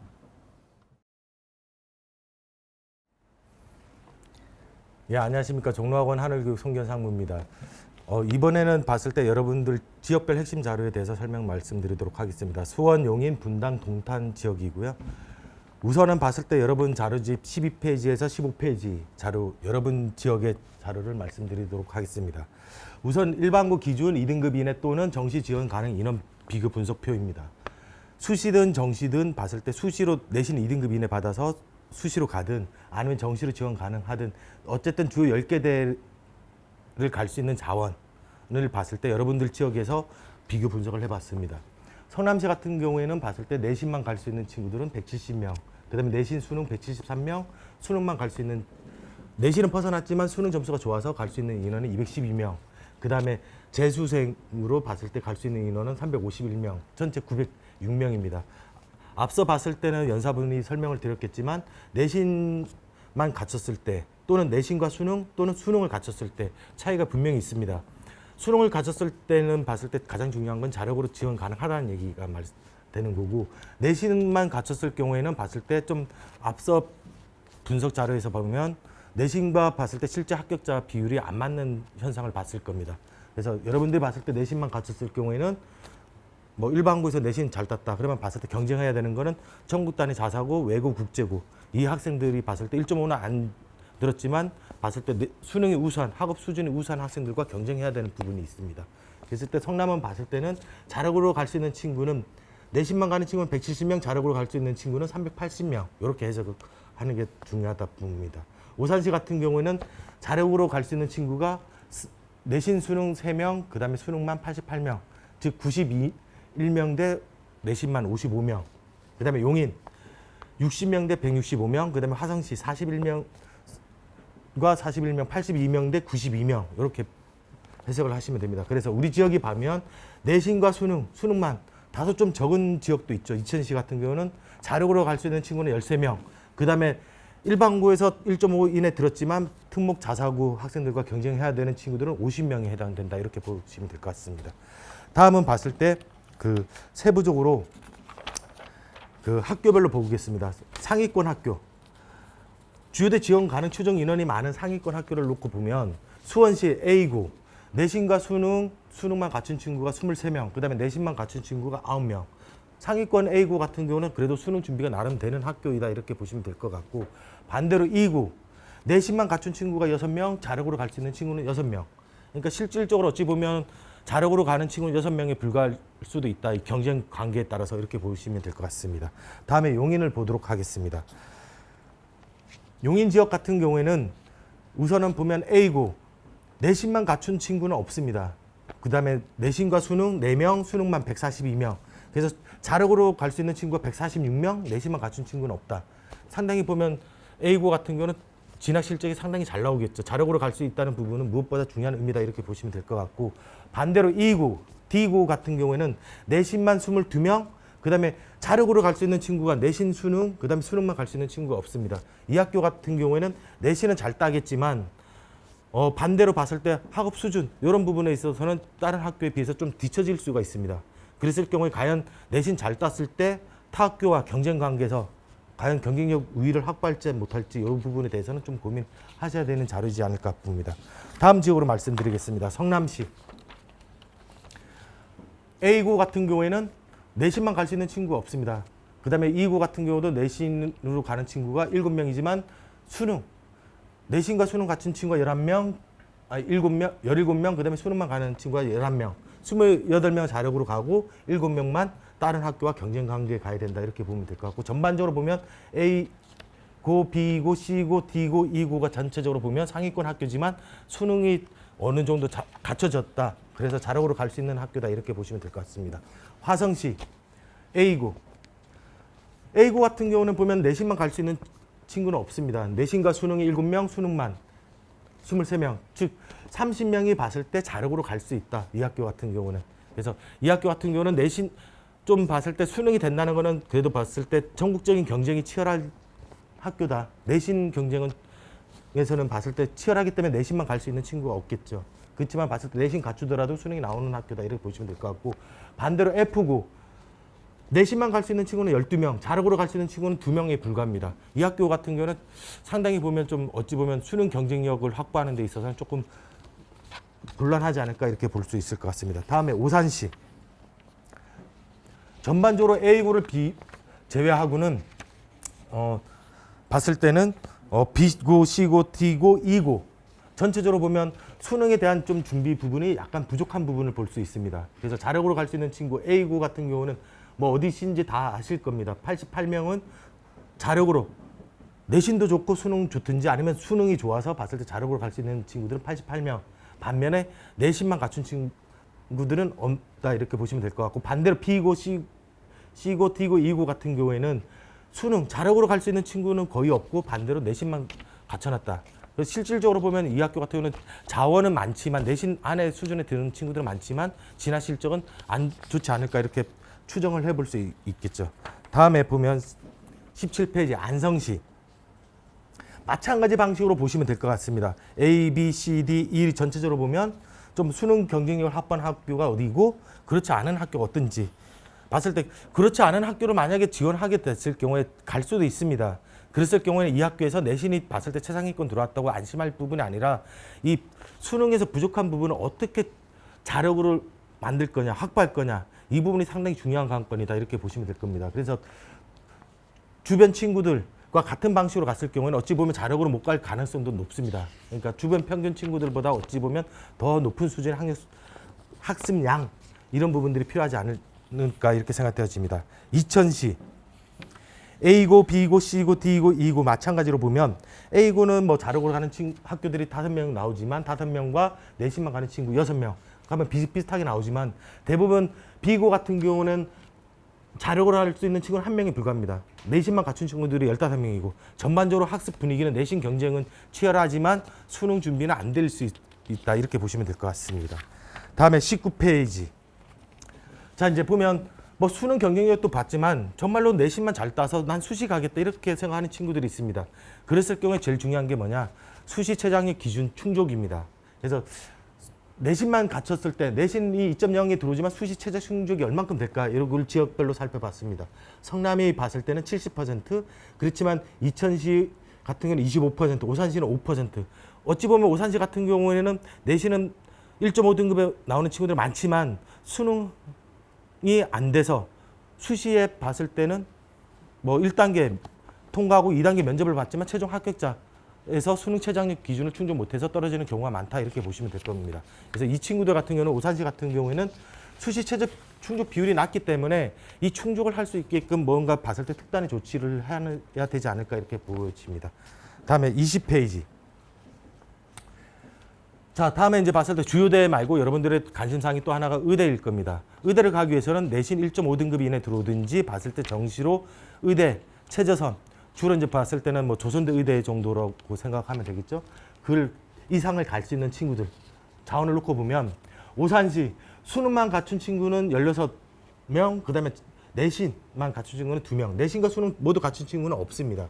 그만큼 봤을 때는 내신과 수능 동시에 겸비하기는 의대를 준비하는 자원에서는 어렵다 이렇게 보시면 될 것 같고, 어쨌든 이 봤을 때 전체적으로 보면 수능만 갖춘 친구가 많은 학교는 이유는 뭐냐면 특정 학교 때문에 이런 현상이 나타나고 있다. 이렇게 보시면 될 것 같고 전반적으로 보면 평택, 안성, 이천 같은 경우에는 내신만 체제를 못 맞춰서 의대를 못 갈 경우도 발생할 수 있지 않을까 이렇게 보면 될 것 같습니다.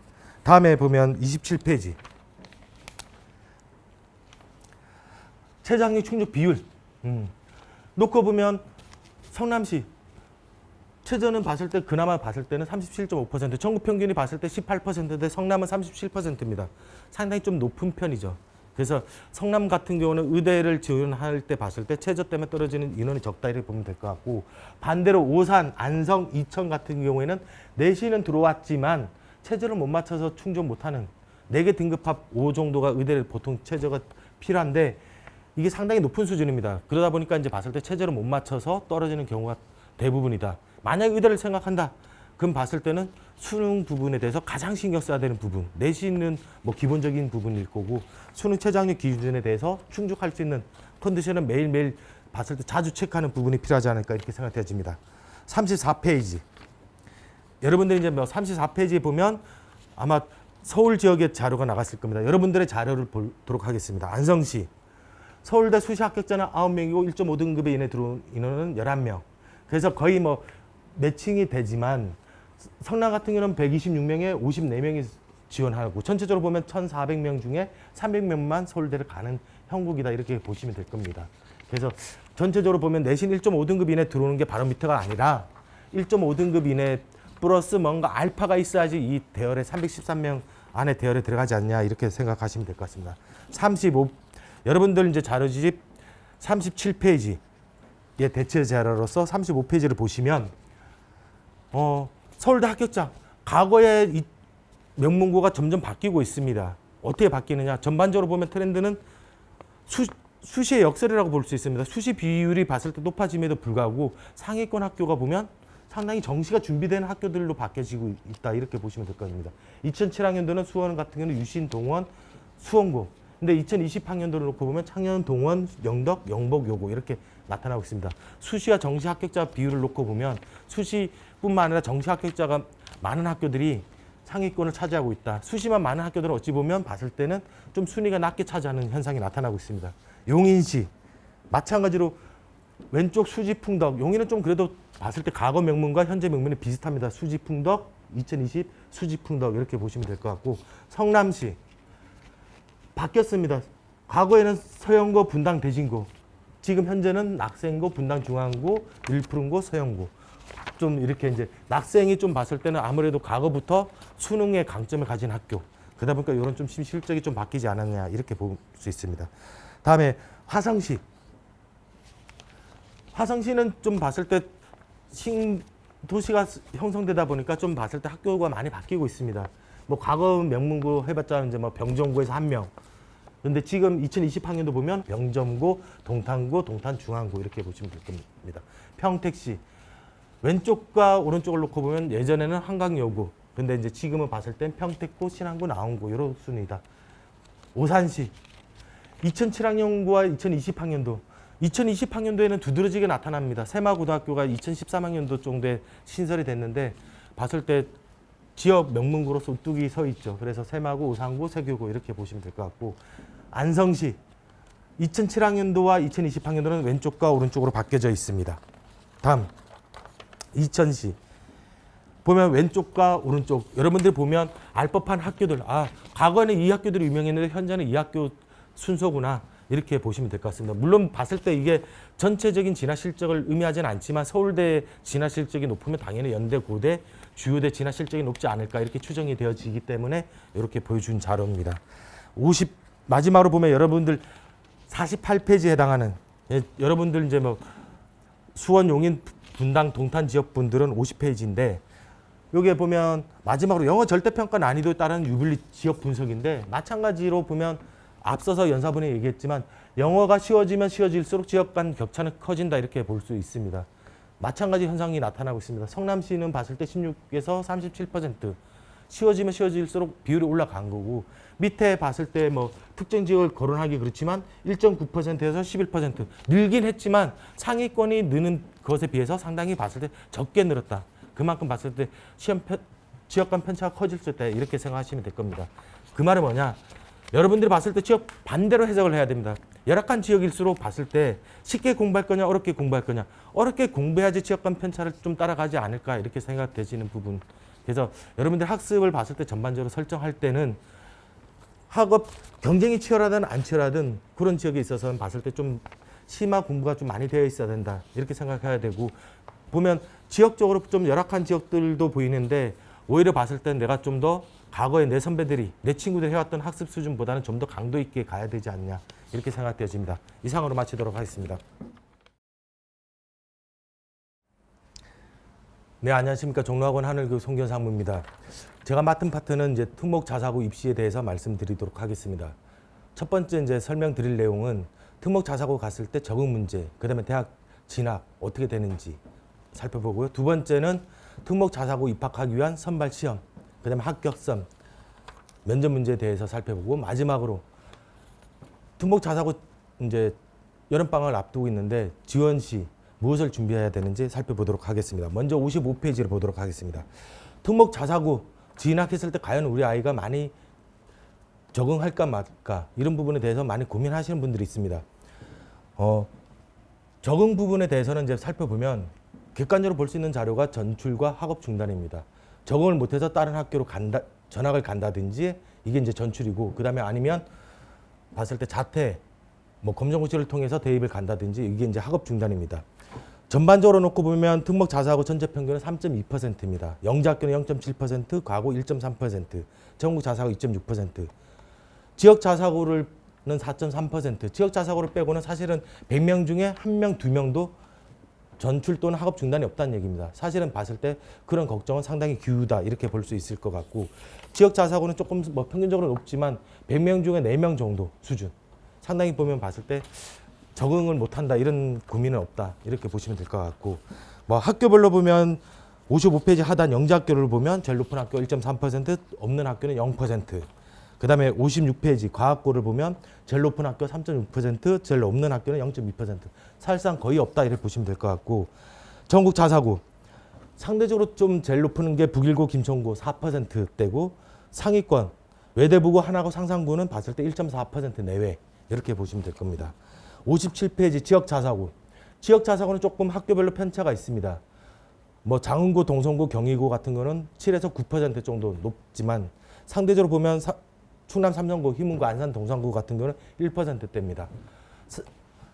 안산 동산고, 충남 삼성고, 그다음에 희문고, 요건 이제 좀 상위권 자사고, 상대적으로 상위권 학교라고 볼 수 있고, 상위권 학교는 좀 학업 중단, 전출이 좀 낮은 반면 봤을 때 상대적으로 조금 중하위권 학교라고 볼 수 있는 장흥고, 동성고, 경희고는 좀 전출 학업 중단 비율이 높다 이렇게 놓고 봤을 때는 이들 학교 같은 경우는 조금 뭐 어떤 적응 문제라기보다는 학교 프로그램에 대한 불만족 이런 부분들이 조금 더 외성 변수가 있다 이렇게 보실 수 있을 것 같습니다.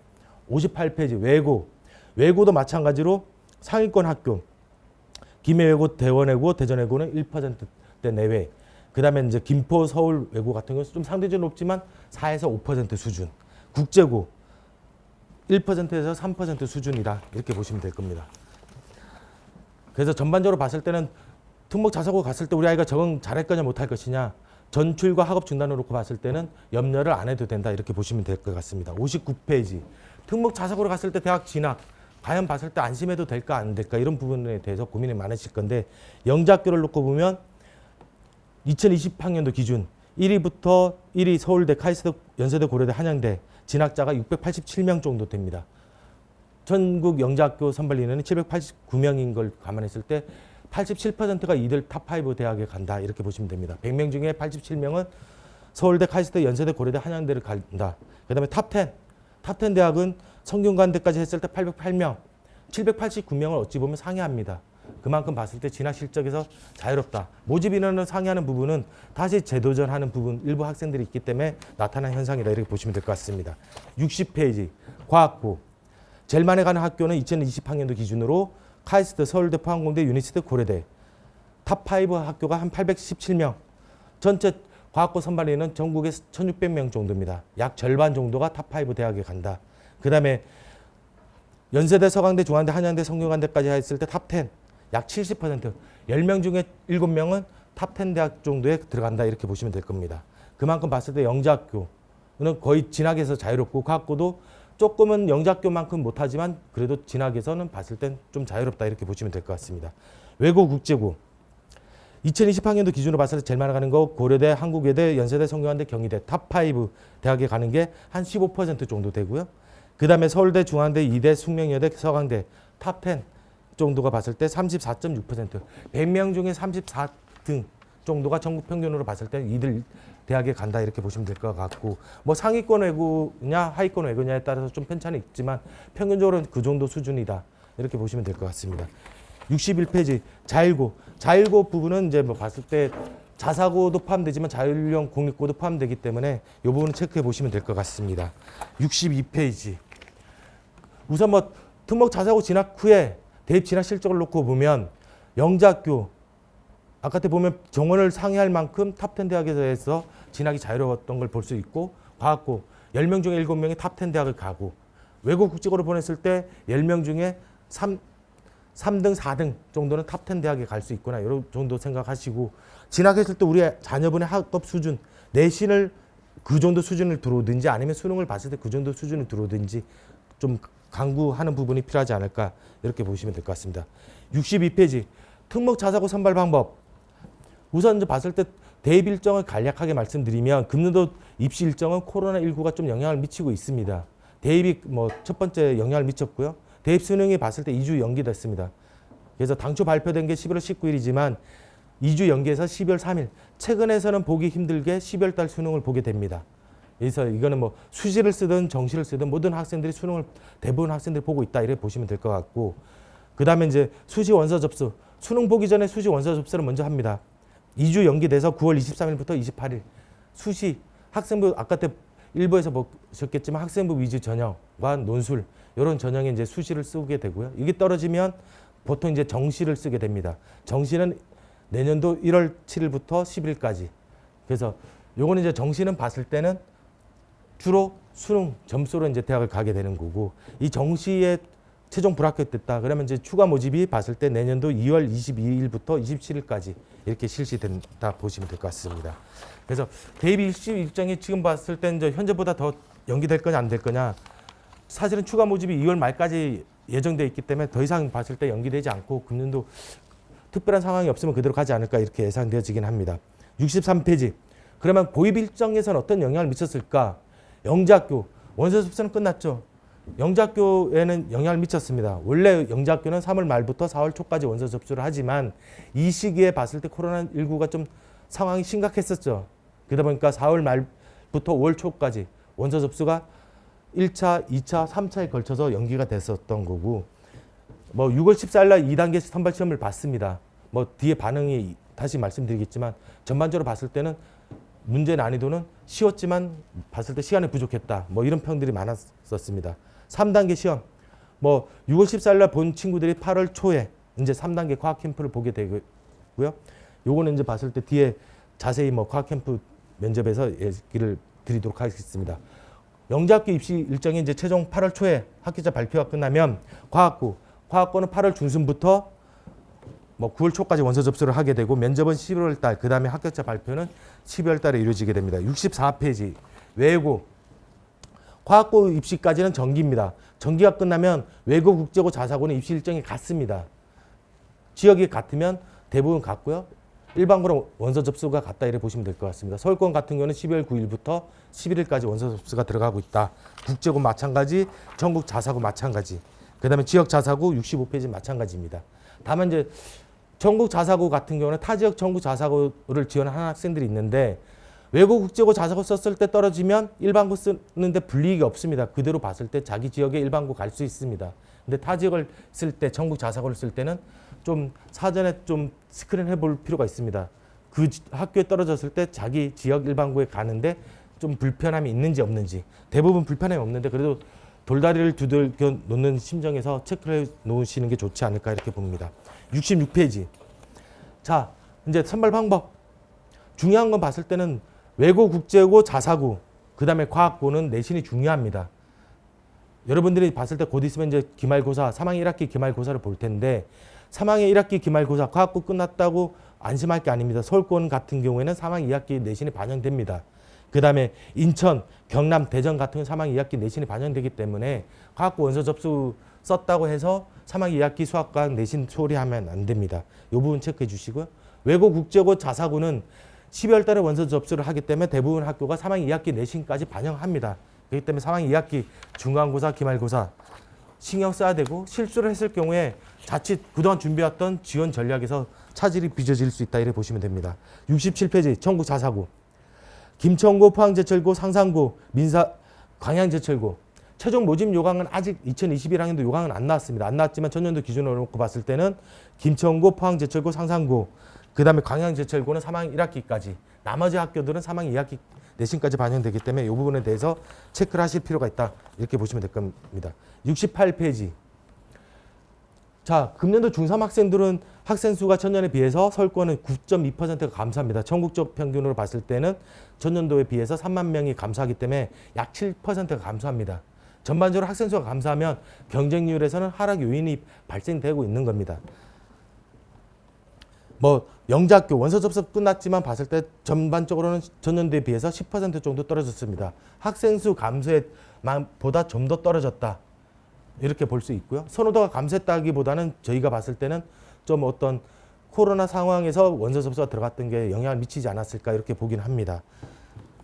그래서 뭐 이게 나머지 이제 69페이지 과학고, 그 다음에 외고, 국제고, 전국 자사고, 72페이지 지역 자사고 경쟁률이 있는데 대부분 보면 과학고는 선호도가 올라갔기 때문에 전년도보다는 조금 소폭 올라가지 않을까 보긴 합니다. 학생 수 감소가 영향이 있지만 그래도 선호도 상승 부분은 경쟁률 상승 요인의 부분이기 때문에 뭐 유지 또는 소폭 증가하는 학교들이 나타나지 않을까 이렇게 보고요.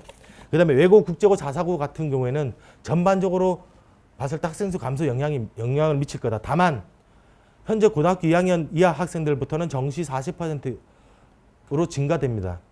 외고, 국제고, 자사고 하면 이제 보통은 수능에 강한 학교로 알려져 있죠. 이 학교들 과연 봤을 때는 수능에 강한 학교이기 때문에 이 학교들에 대해서 지원이 얼마큼 높아질 거냐 이렇게 볼 수 있는데 그동안 과거 경험치로 놓고 보면 외고, 국제고는 경쟁률이 높지 않습니다.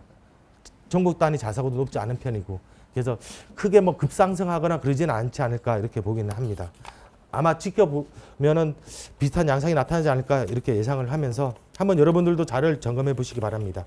73페이지 특목 자사고 선발 방법. 일단 영재학교 지금 진행되고 있지만 중학교 2학년 이하 학생들은 내년부터 원서 접수를 할 수 있죠. 중학교 2학년뿐만 아니라 중학교 1학년도 지원 가능한 학교입니다. 제일 중요한 건 1단계 서류평가에서 제한이 있느냐 없느냐. 제한이 있으면 당연히 경쟁률이 줄 수밖에 없는 학교겠죠. 그래서 비교과 우수한 학생들은 제한이 있는 학교. 대전과고, 한국과학영재학교, 세종과학예술영재학교를 뭐 지원하면 되는 거고 대부분 그렇지 않은 친구들은 제한이 없는 학교에 지원하는 게 유리하겠죠. 제일 중요한 거는 2단계 영재성 검사 및 창의적 문제결력 검사입니다. 이 시험으로 180명에서 뭐 1.5배수, 학교별로는 2배수까지 선발합니다.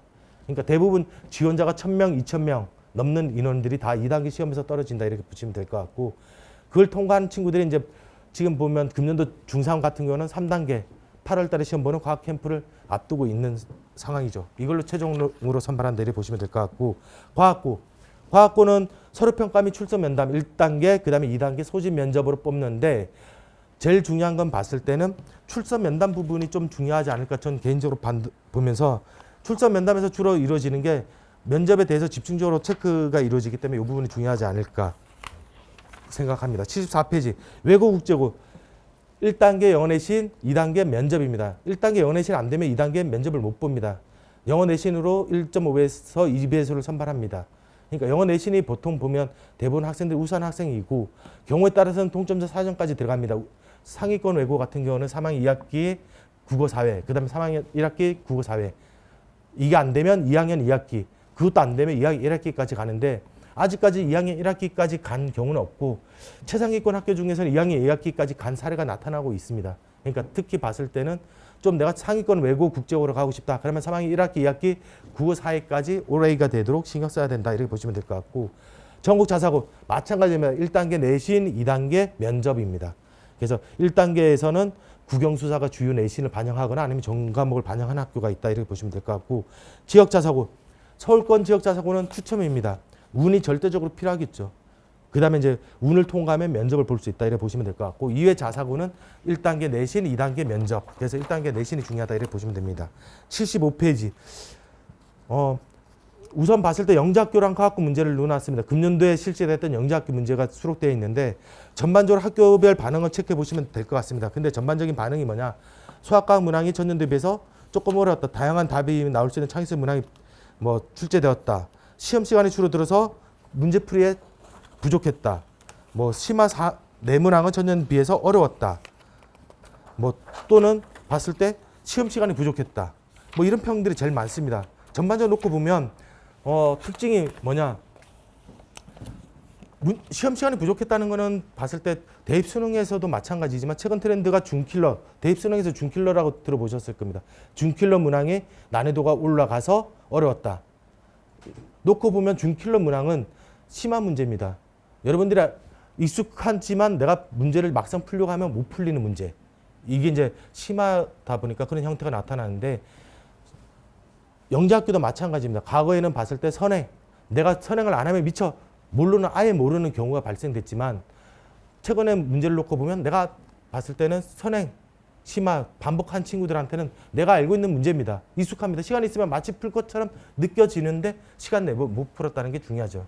심화 학습이 그만큼 준비가 덜 돼 있다. 이렇게 보시면 될 것 같고 문제 80, 81페이지, 82페이지 쭉 문제가 나와 있기 때문에 이 문제들을 봤을 때 풀어보시면 될 것 같고 그 다음에 과학고를 준비하는 친구들 93페이지 출석 면담 및 면접 문제에 대해서 자세히 나와 있습니다. 특징을 보면 뭐 출석 면담 같은 경우는 수학과학 선생님이 질문에 대해서 답변하면 다시 질문, 또 답변, 질문, 답변. 그만큼 봤을 때 깊이 있는 사고 능력을 묻고자 하는 과정이 있었다 이렇게 보시면 될 것 같고 94페이지, 95페이지는 소집 면접에서의 문제. 아마 중학교 과정을 나간 친구들 한번 이 문제를 봤을 때 내가 이 문제를 과연 풀 수 있을 거냐 못 풀 것이냐 이런 부분에 대해서 체크해 보시기 바랍니다.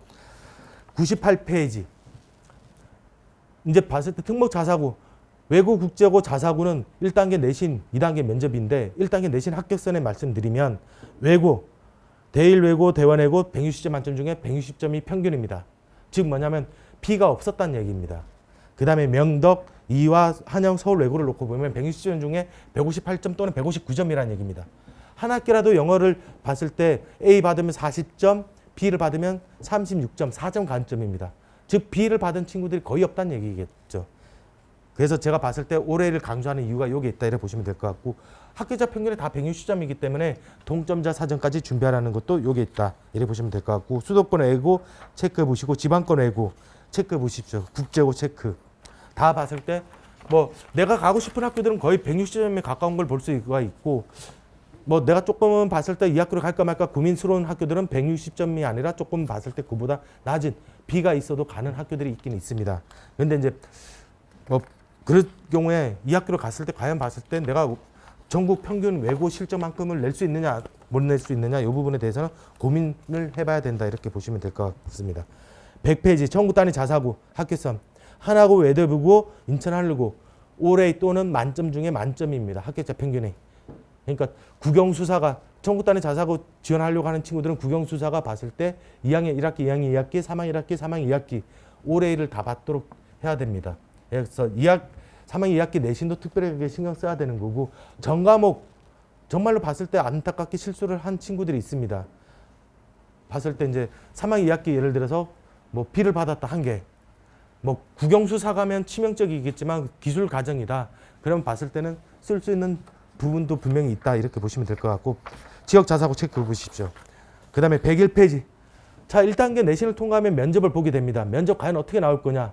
별도 준비가 필요하냐 안 필요하냐 이렇게 놓고 보시면 서울권 외고 대부분 보면 읽어보시면 아시겠지만 자기소개서 토대 면접을 진행하고 있습니다. 그래서 사전에 봤을 때 뭐 이거에 대해서 많은 준비가 있기보다는 자기소개서를 철저하게 쓰고 그 대해서 실제 면접 보기 전에 한 봤을 때는 뭐 일주일 전에 한 연습을 몇 번 한다든지 이렇게 하면 크게 문제는 없지 않을까 이렇게 생각되어집니다. 실제로 대입에서도 서류 기반 면접을 준비하는 친구들은 면접을 미리 준비하지는 않습니다.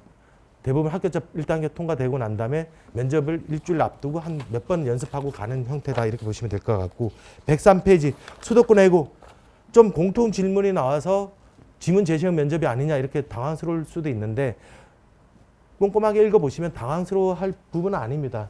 여기에서 파악하고자 하는 능력은 뭐냐면 핵심 요지 파악 능력입니다.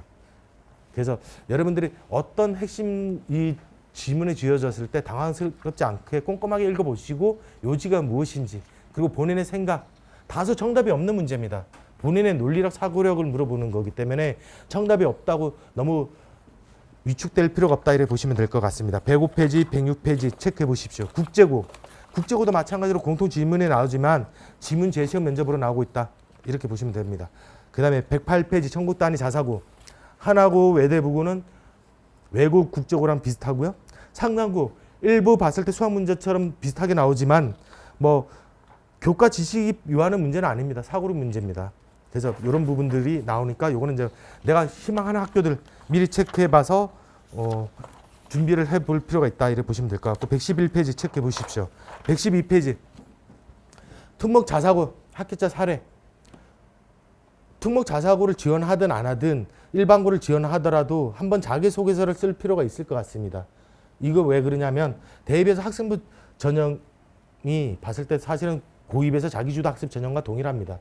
그랬을 때 정말로 우리 아이 자녀분이 학생부를 떼어봤을 때 어떤 핵심적인 내용들이 있는지 그 부분이 많이 필요하다 이렇게 보면 될 것 같고 많은 부모님들이 비교과 하면 양을 생각합니다. 우리 아이가 봤을 때 봉사활동 양이 적어요. 어떻게 해야 될까요? 독서량이 적습니다. 어떻게 해야 될까요? 이렇게 많이 생각하는데 제가 이 부분을 드린 이유는 뭐냐면 핵심 키워드입니다. 학생부에서 어떤 내용들이 과연 의미가 있고 의미가 없는지 그런 부분들에 대해서 저희가 핵심 키워드를 집어넣어 주는데 보면 대부분 학습 태도, 학습 수준 이런 게 이제 나올 수 있는 내용들이 보면 대부분 핵심 키워드라고 보시면 될 것 같고 그 외적인 부분에서는 리더십, 이 친구가 봤을 때 학생 간부를 했냐 안 했냐 이런 부분들이 대다수다 이렇게 보시면 됩니다. 그래서 여러분들의 학생부, 자녀분 학생부를 볼 때 학습 태도에 대해서 핵심 키워드가 뭐냐? 남들이 뭐든 다 들어가는 추상적인 표현이 들어가 있는지 아니면 봤을 때 우리 아이만을 위한 핵심 키워드가 있는지 이런 부분들에 대해서 체크할 필요가 있고 앞으로 봤을 때도 고등학교 들어갔을 때도 이런 부분에 대해서 학생부를 꼼꼼하게 체크할 필요가 있다. 이런 키워드가 들어가도록 많은 노력을 해야 된다 이렇게 보시면 됩니다. 그래서 전반적으로 보면 깊이 있는 공부 이런 부분들에 대해서 깊이 있고 태도가 봤을 때 끈질기게 과제를 지속적으로 하느냐 아니면 내가 봤을 때 휘발성으로 일회성으로 끝났는데 다 한 것처럼 이렇게 포장됐느냐 이런 부분들이 중요하다 이렇게 보시면 됩니다. 115페이지. 자 이제 여름방학 때문에 여러분들이 학생부를 직접 써봐야 됩니다. 그 전에 봤을 때 이해할 게 학생부 항목을 좀 보실 필요가 있습니다. 보면 고입이든 대입이든 학생부 항목은 비슷하고요. 다만 이제 수상 경력 대입은 수상 경력이 상당히 중요합니다. 특정 과목에서 최상위권이냐 아니냐 이 부분을 판단할 때 교내 수상인데 고입은 봤을 때 수상 경력은 빠집니다. 대신 보면 내신 교과 학습 발달 사항에서 어떤 교과 내신뿐만 아니라 세부 특기 사항을 볼 수 있다 이렇게 보시면 됩니다. 그래서 이 부분이 교과 학습 발달 사항이 고입에선 중요하다 이렇게 보시면 될 것 같고 내가 이제 뭐 과거를 쓴다 그러면 수학과학을 반영하기 때문에 수학과학만 잘하면 되는 거 아니야? 이렇게 생각할 수도 있는데 사실은 생활기록부는 반영은 안 하지만 전과목이 들어갑니다. 전과목이 제출되기 때문에 간접적으로 어떤 판단의 근거가 될 수는 있겠죠. 면접을 볼 때라든지 어떤 이런 부분에 있어서. 그래서 그런 부분에 대해서도 좀 더 신경 써야 되지 않을까 이렇게 보십니다. 116페이지. 자기소개서. 자, 자기소개서. 대입에서 자기소개서 항목은 크게 세 가지 항목입니다. 세 가지에다가 자율문항 이렇게 나오는데 1번이 학업에 기울인 노력과 학습 경험. 학업입니다. 제일 중요한 게 자기소개서는 학업이다 이렇게 보시면 될 것 같고 2번 의미를 두고 했던 활동 내용. 활동 내용인데 이게 보면 어떤 학습과 관련되면 더 시너지가 나지만 그 학습과 좀 더 동떨어져 있다. 그러면 의미 있는 활동이 좀 더 퇴색될 수밖에 없습니다. 그래서 1번, 2번을 통해서 보려고 하는 것은 학업에 대해서 학습 수준, 그 다음에 학습 태도를 보려고 하는 겁니다. 그 다음에 3번. 3번은 보면 배려, 나눔, 협력, 갈등, 관리. 즉 리더십을 보고자 하는 겁니다. 어떤 친구가 봤을 땐 리더십, 어떤 단체에서 어떤 문제, 서로가 갈등을 어떻게 하는지, 그 다음에 남을 배려하는 게 어떤 건지 이런 부분에 대해서 보려고 하는 겁니다. 특목 자사고도 마찬가지로 보면 옆에 항목을 보면 거의 유사한 형태로 구성되어 있다 이렇게 보시면 됩니다. 그래서 여러분들이 신경 써야 되는 부분들이 1번 제일 중요합니다. 학습 내용. 그 다음에 2번 2번에 대해서는 조금 봤을 때 지원 동기며 학업 계획인데 학업 계획 부분들이 상당히 중요하다 이렇게 보시면 될 것 같고, 세 번째 제일 자기소개서를 쓰라고 하면 학생들이 제일 자신 있는 게 사실은 3번입니다. 3번부터 쓰는데 3번은 사실은 중요도가 좀 떨어집니다. 리더십 부분이기 때문에. 그리고 봤을 때는 이런 리더십 부분에 대해서 좀 이제 써야 되는 부분이다 이렇게 보시면 될 것 같고, 117페이지 과연 쓸 때 우리 아이가 선생님 근데 다 좋은데 자기소개를 어떻게 쓸까 이렇게 많이 고민스러우실 겁니다. 자, 이제 서울대가 보면 학생부 종합 전형에 대해서 상당히 디테일하게 자료를 제시해주고 있습니다. 이 부분은 봤을 때 대입뿐만 아니라 고입을 할 때도 상당히 중요하다 이렇게 보시면 됩니다. 제일 중요한 거 학업 능력. 학업 능력은 지적 성취를 어디서 보느냐? 교과 관련 성취 수준. 즉 쉽게 얘기하면 내신입니다. 내신과 세부 특기 사항. 그다음에 교과 학업 관련 교내 수상. 그다음에 세부 능력 및 특기 사항. 세부 능력 및 특기 사항에서 중요한 건 뭐냐? 교과 및 방과 활동 이수 내용입니다. 교과 내용을 보는 겁니다. 교과에서 어떤 내용들이 들어있는지. 그다음에 창의적 체험 활동. 우리 창의적 체험 활동은 무엇을 할 건지 많이 고민할 건데 중요한 거 학업 관련 동아리 활동, 탐구 활동이라고 돼 있죠. 그러니까 학업과 관련된 내용 부분에 있어서 상당히 의미가 있지만 학업과 좀 동떨어져 있다. 그걸 창의적 체험 활동에서 1번에다 녹여 넣는다. 상당히 좀 봤을 때는 난관이 있겠죠. 두 번째, 중요한 거 학업 태도, 학업 관련 교내 수상, 그 다음에 창의적 체험 활동.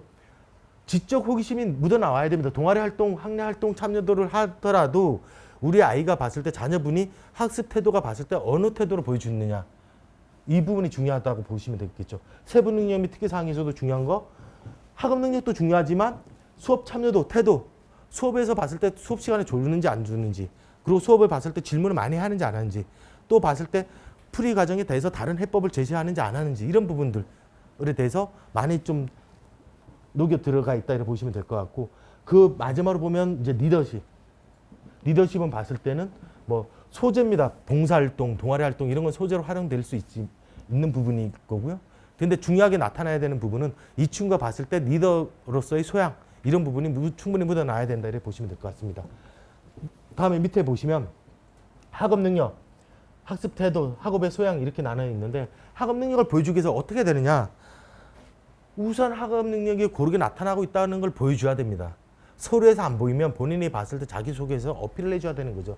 그 다음에 깊이 있는 이해를 바탕으로 한 지식을 갖추고 있는지, 학생부에서는 깊이 있는 이해를 갖춘 지식이 잘 안 보일 수가 있습니다. 그러면 자기소개서를 토대로 내가 구체적 사례를 들어서 난 이 부분에 대해서는 이런 사례를 통해서 깊이 있게 공부했다는 내용을 보여줘야 되는 거겠죠. 그 다음에 학업태도 지속적이며 적극적으로 하고 있느냐 중요하죠. 그 다음에 호기심 및 도전적 태도가 나타나고 있느냐, 자기주도적으로 하고 있느냐, 내가 스스로 봤을 때 어려운 문제를 찾아서 공부하고 있느냐, 안 찾아서 하고 있느냐, 이런 부분들이 중요하다 이렇게 보시면 될 것 같습니다. 마지막으로 끝으로 이제 간략하게 말씀드리면 자기소개서. 그래도 어렵습니다. 자, 이제 서울대가 제가 제시한 건 아니고 서울대가 제시한 겁니다. 자기소개서 어떻게 작성하느냐. 제일 중요한 거, 내가 그동안 해왔던 활동에 대해서 메모지에 다 적어보세요. 다 적는 게 중요하다. 그리고 그거에 대해서 각각의 의미를 내가 스스로 의미를 부여해 봤을 때 의미를 부여해 주고, 왜? 처음부터 내가 무엇을 써야 될지 압축하려고 하면 많은 고민이 있을 겁니다. 그렇기 때문에 다양한 활동을 다 적시를 해주고 그 중에서 봤을 때 본인이 이제 추려 나가야 되는 작업을 해야 됩니다. 그랬을 때 가장 의미 없는 것부터 제거를 해 나가십시오. 그랬을 때 이제 보통은 보면 사례를 몇 가지를 들 거냐. 앞에서 나왔죠. 대입에서 의미 있는 활동 3가지 이내라고 있잖아요. 그러면 여러분들이 봤을 때 의미 있는 활동 사례 또는 이런 거를 3가지 이내를 압축해서 써 나가는 게 자기소개서다 이렇게 보시면 될 거죠. 안 그러면 봤을 때 이 이상 많다 하면 단순 사실 나열이 될 수 있습니다. 단순 사실 나열 하지 말고 과정이나 어떻게 공부했는지 그 내용을 나타내라 이렇게 보여져 있고, 구체적 경험이나 일화가 없으면 사실은 다 허황된 추상적인 얘기가 될 수밖에 없습니다. 그러니까 이 구체적이나 경험 같은 경우는 이런 부분에 대해서 내가 깊이 있는 공부를 했다. 그러면 적절한 사례인지 아닌지 이런 부분에 대해서 좀 신경 써야 된다 이렇게 보시면 될 것 같습니다. 뭐 마지막으로 봤을 때는 서울대 지원자 가장 많이 읽은 책, 뭐 여름 방학 동안 봤을 때 자기소개서 쓰는 것도 중요하지만 독서 부분도 봤을 때는 뭐 들어보셨을 겁니다. 수능에서 봤을 때 비교과 뭐 독서 지문이 어렵다 이런 부분들이 많이 될 거고, 그 다음에 논리력 중요하다. 근데 독서 부분이 좀 그런 부분에서는 좀 많이 다양한 독서를 하는 게 도움이 되지 않을까 생각하였고 제가 적시를 해드렸습니다. 뭐 끝으로 이제 봤을 때 뭐 정리를 해드리자면 특목 자사고에서 이제 제일 중요한 거는 과학고 영재학교는 봤을 때 과거 선행보다는 심화 공부를 많이 물어보고 있는 추세로 가고 있다. 깊이 있는 공부를. 그래서 내가 알고 있더라도 시간이 부족해서 못 푸는 거, 심화가 안 됐기 때문에 못 푼다 이렇게 생각하시면 될 것 같고, 두 번째, 과거 영재학교가 아니라 특목 자사고를 외고 국제고 자사고를 쓰려고 한다 하면 제일 중요한 게 1단계 내신입니다. 근데 내신을 갖추면 모든 친구들이 내가 모두 다 갖췄다고 생각하는데 사실은 내신은 지원자가 대부분 기본이다. 이래 보시면 될 것 같습니다. 그래서 내신이 봤을 때 기본으로 갖추고 그 다음에 봤을 때 내가 이거에 대해서 내신 외에 진학했을 때 과연 봤을 때 어떤 깊이 있는 자신감을 가지고 갈 거냐, 공부를 할 거냐, 이 부분에 대해서도 고민을 많이 해보시는 게 중요하다. 이렇게 보시면 될 것 같습니다.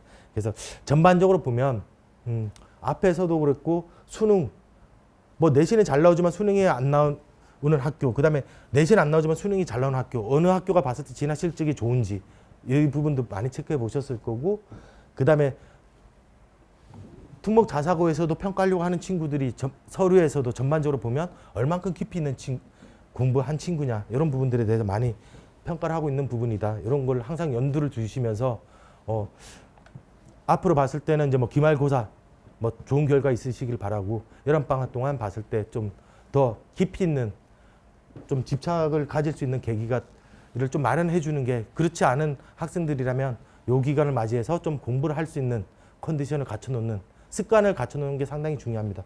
그런 학생이 좀 되는 시간이 됐으면 좋을 것 같습니다. 이상으로 마치도록 하겠습니다. 감사합니다.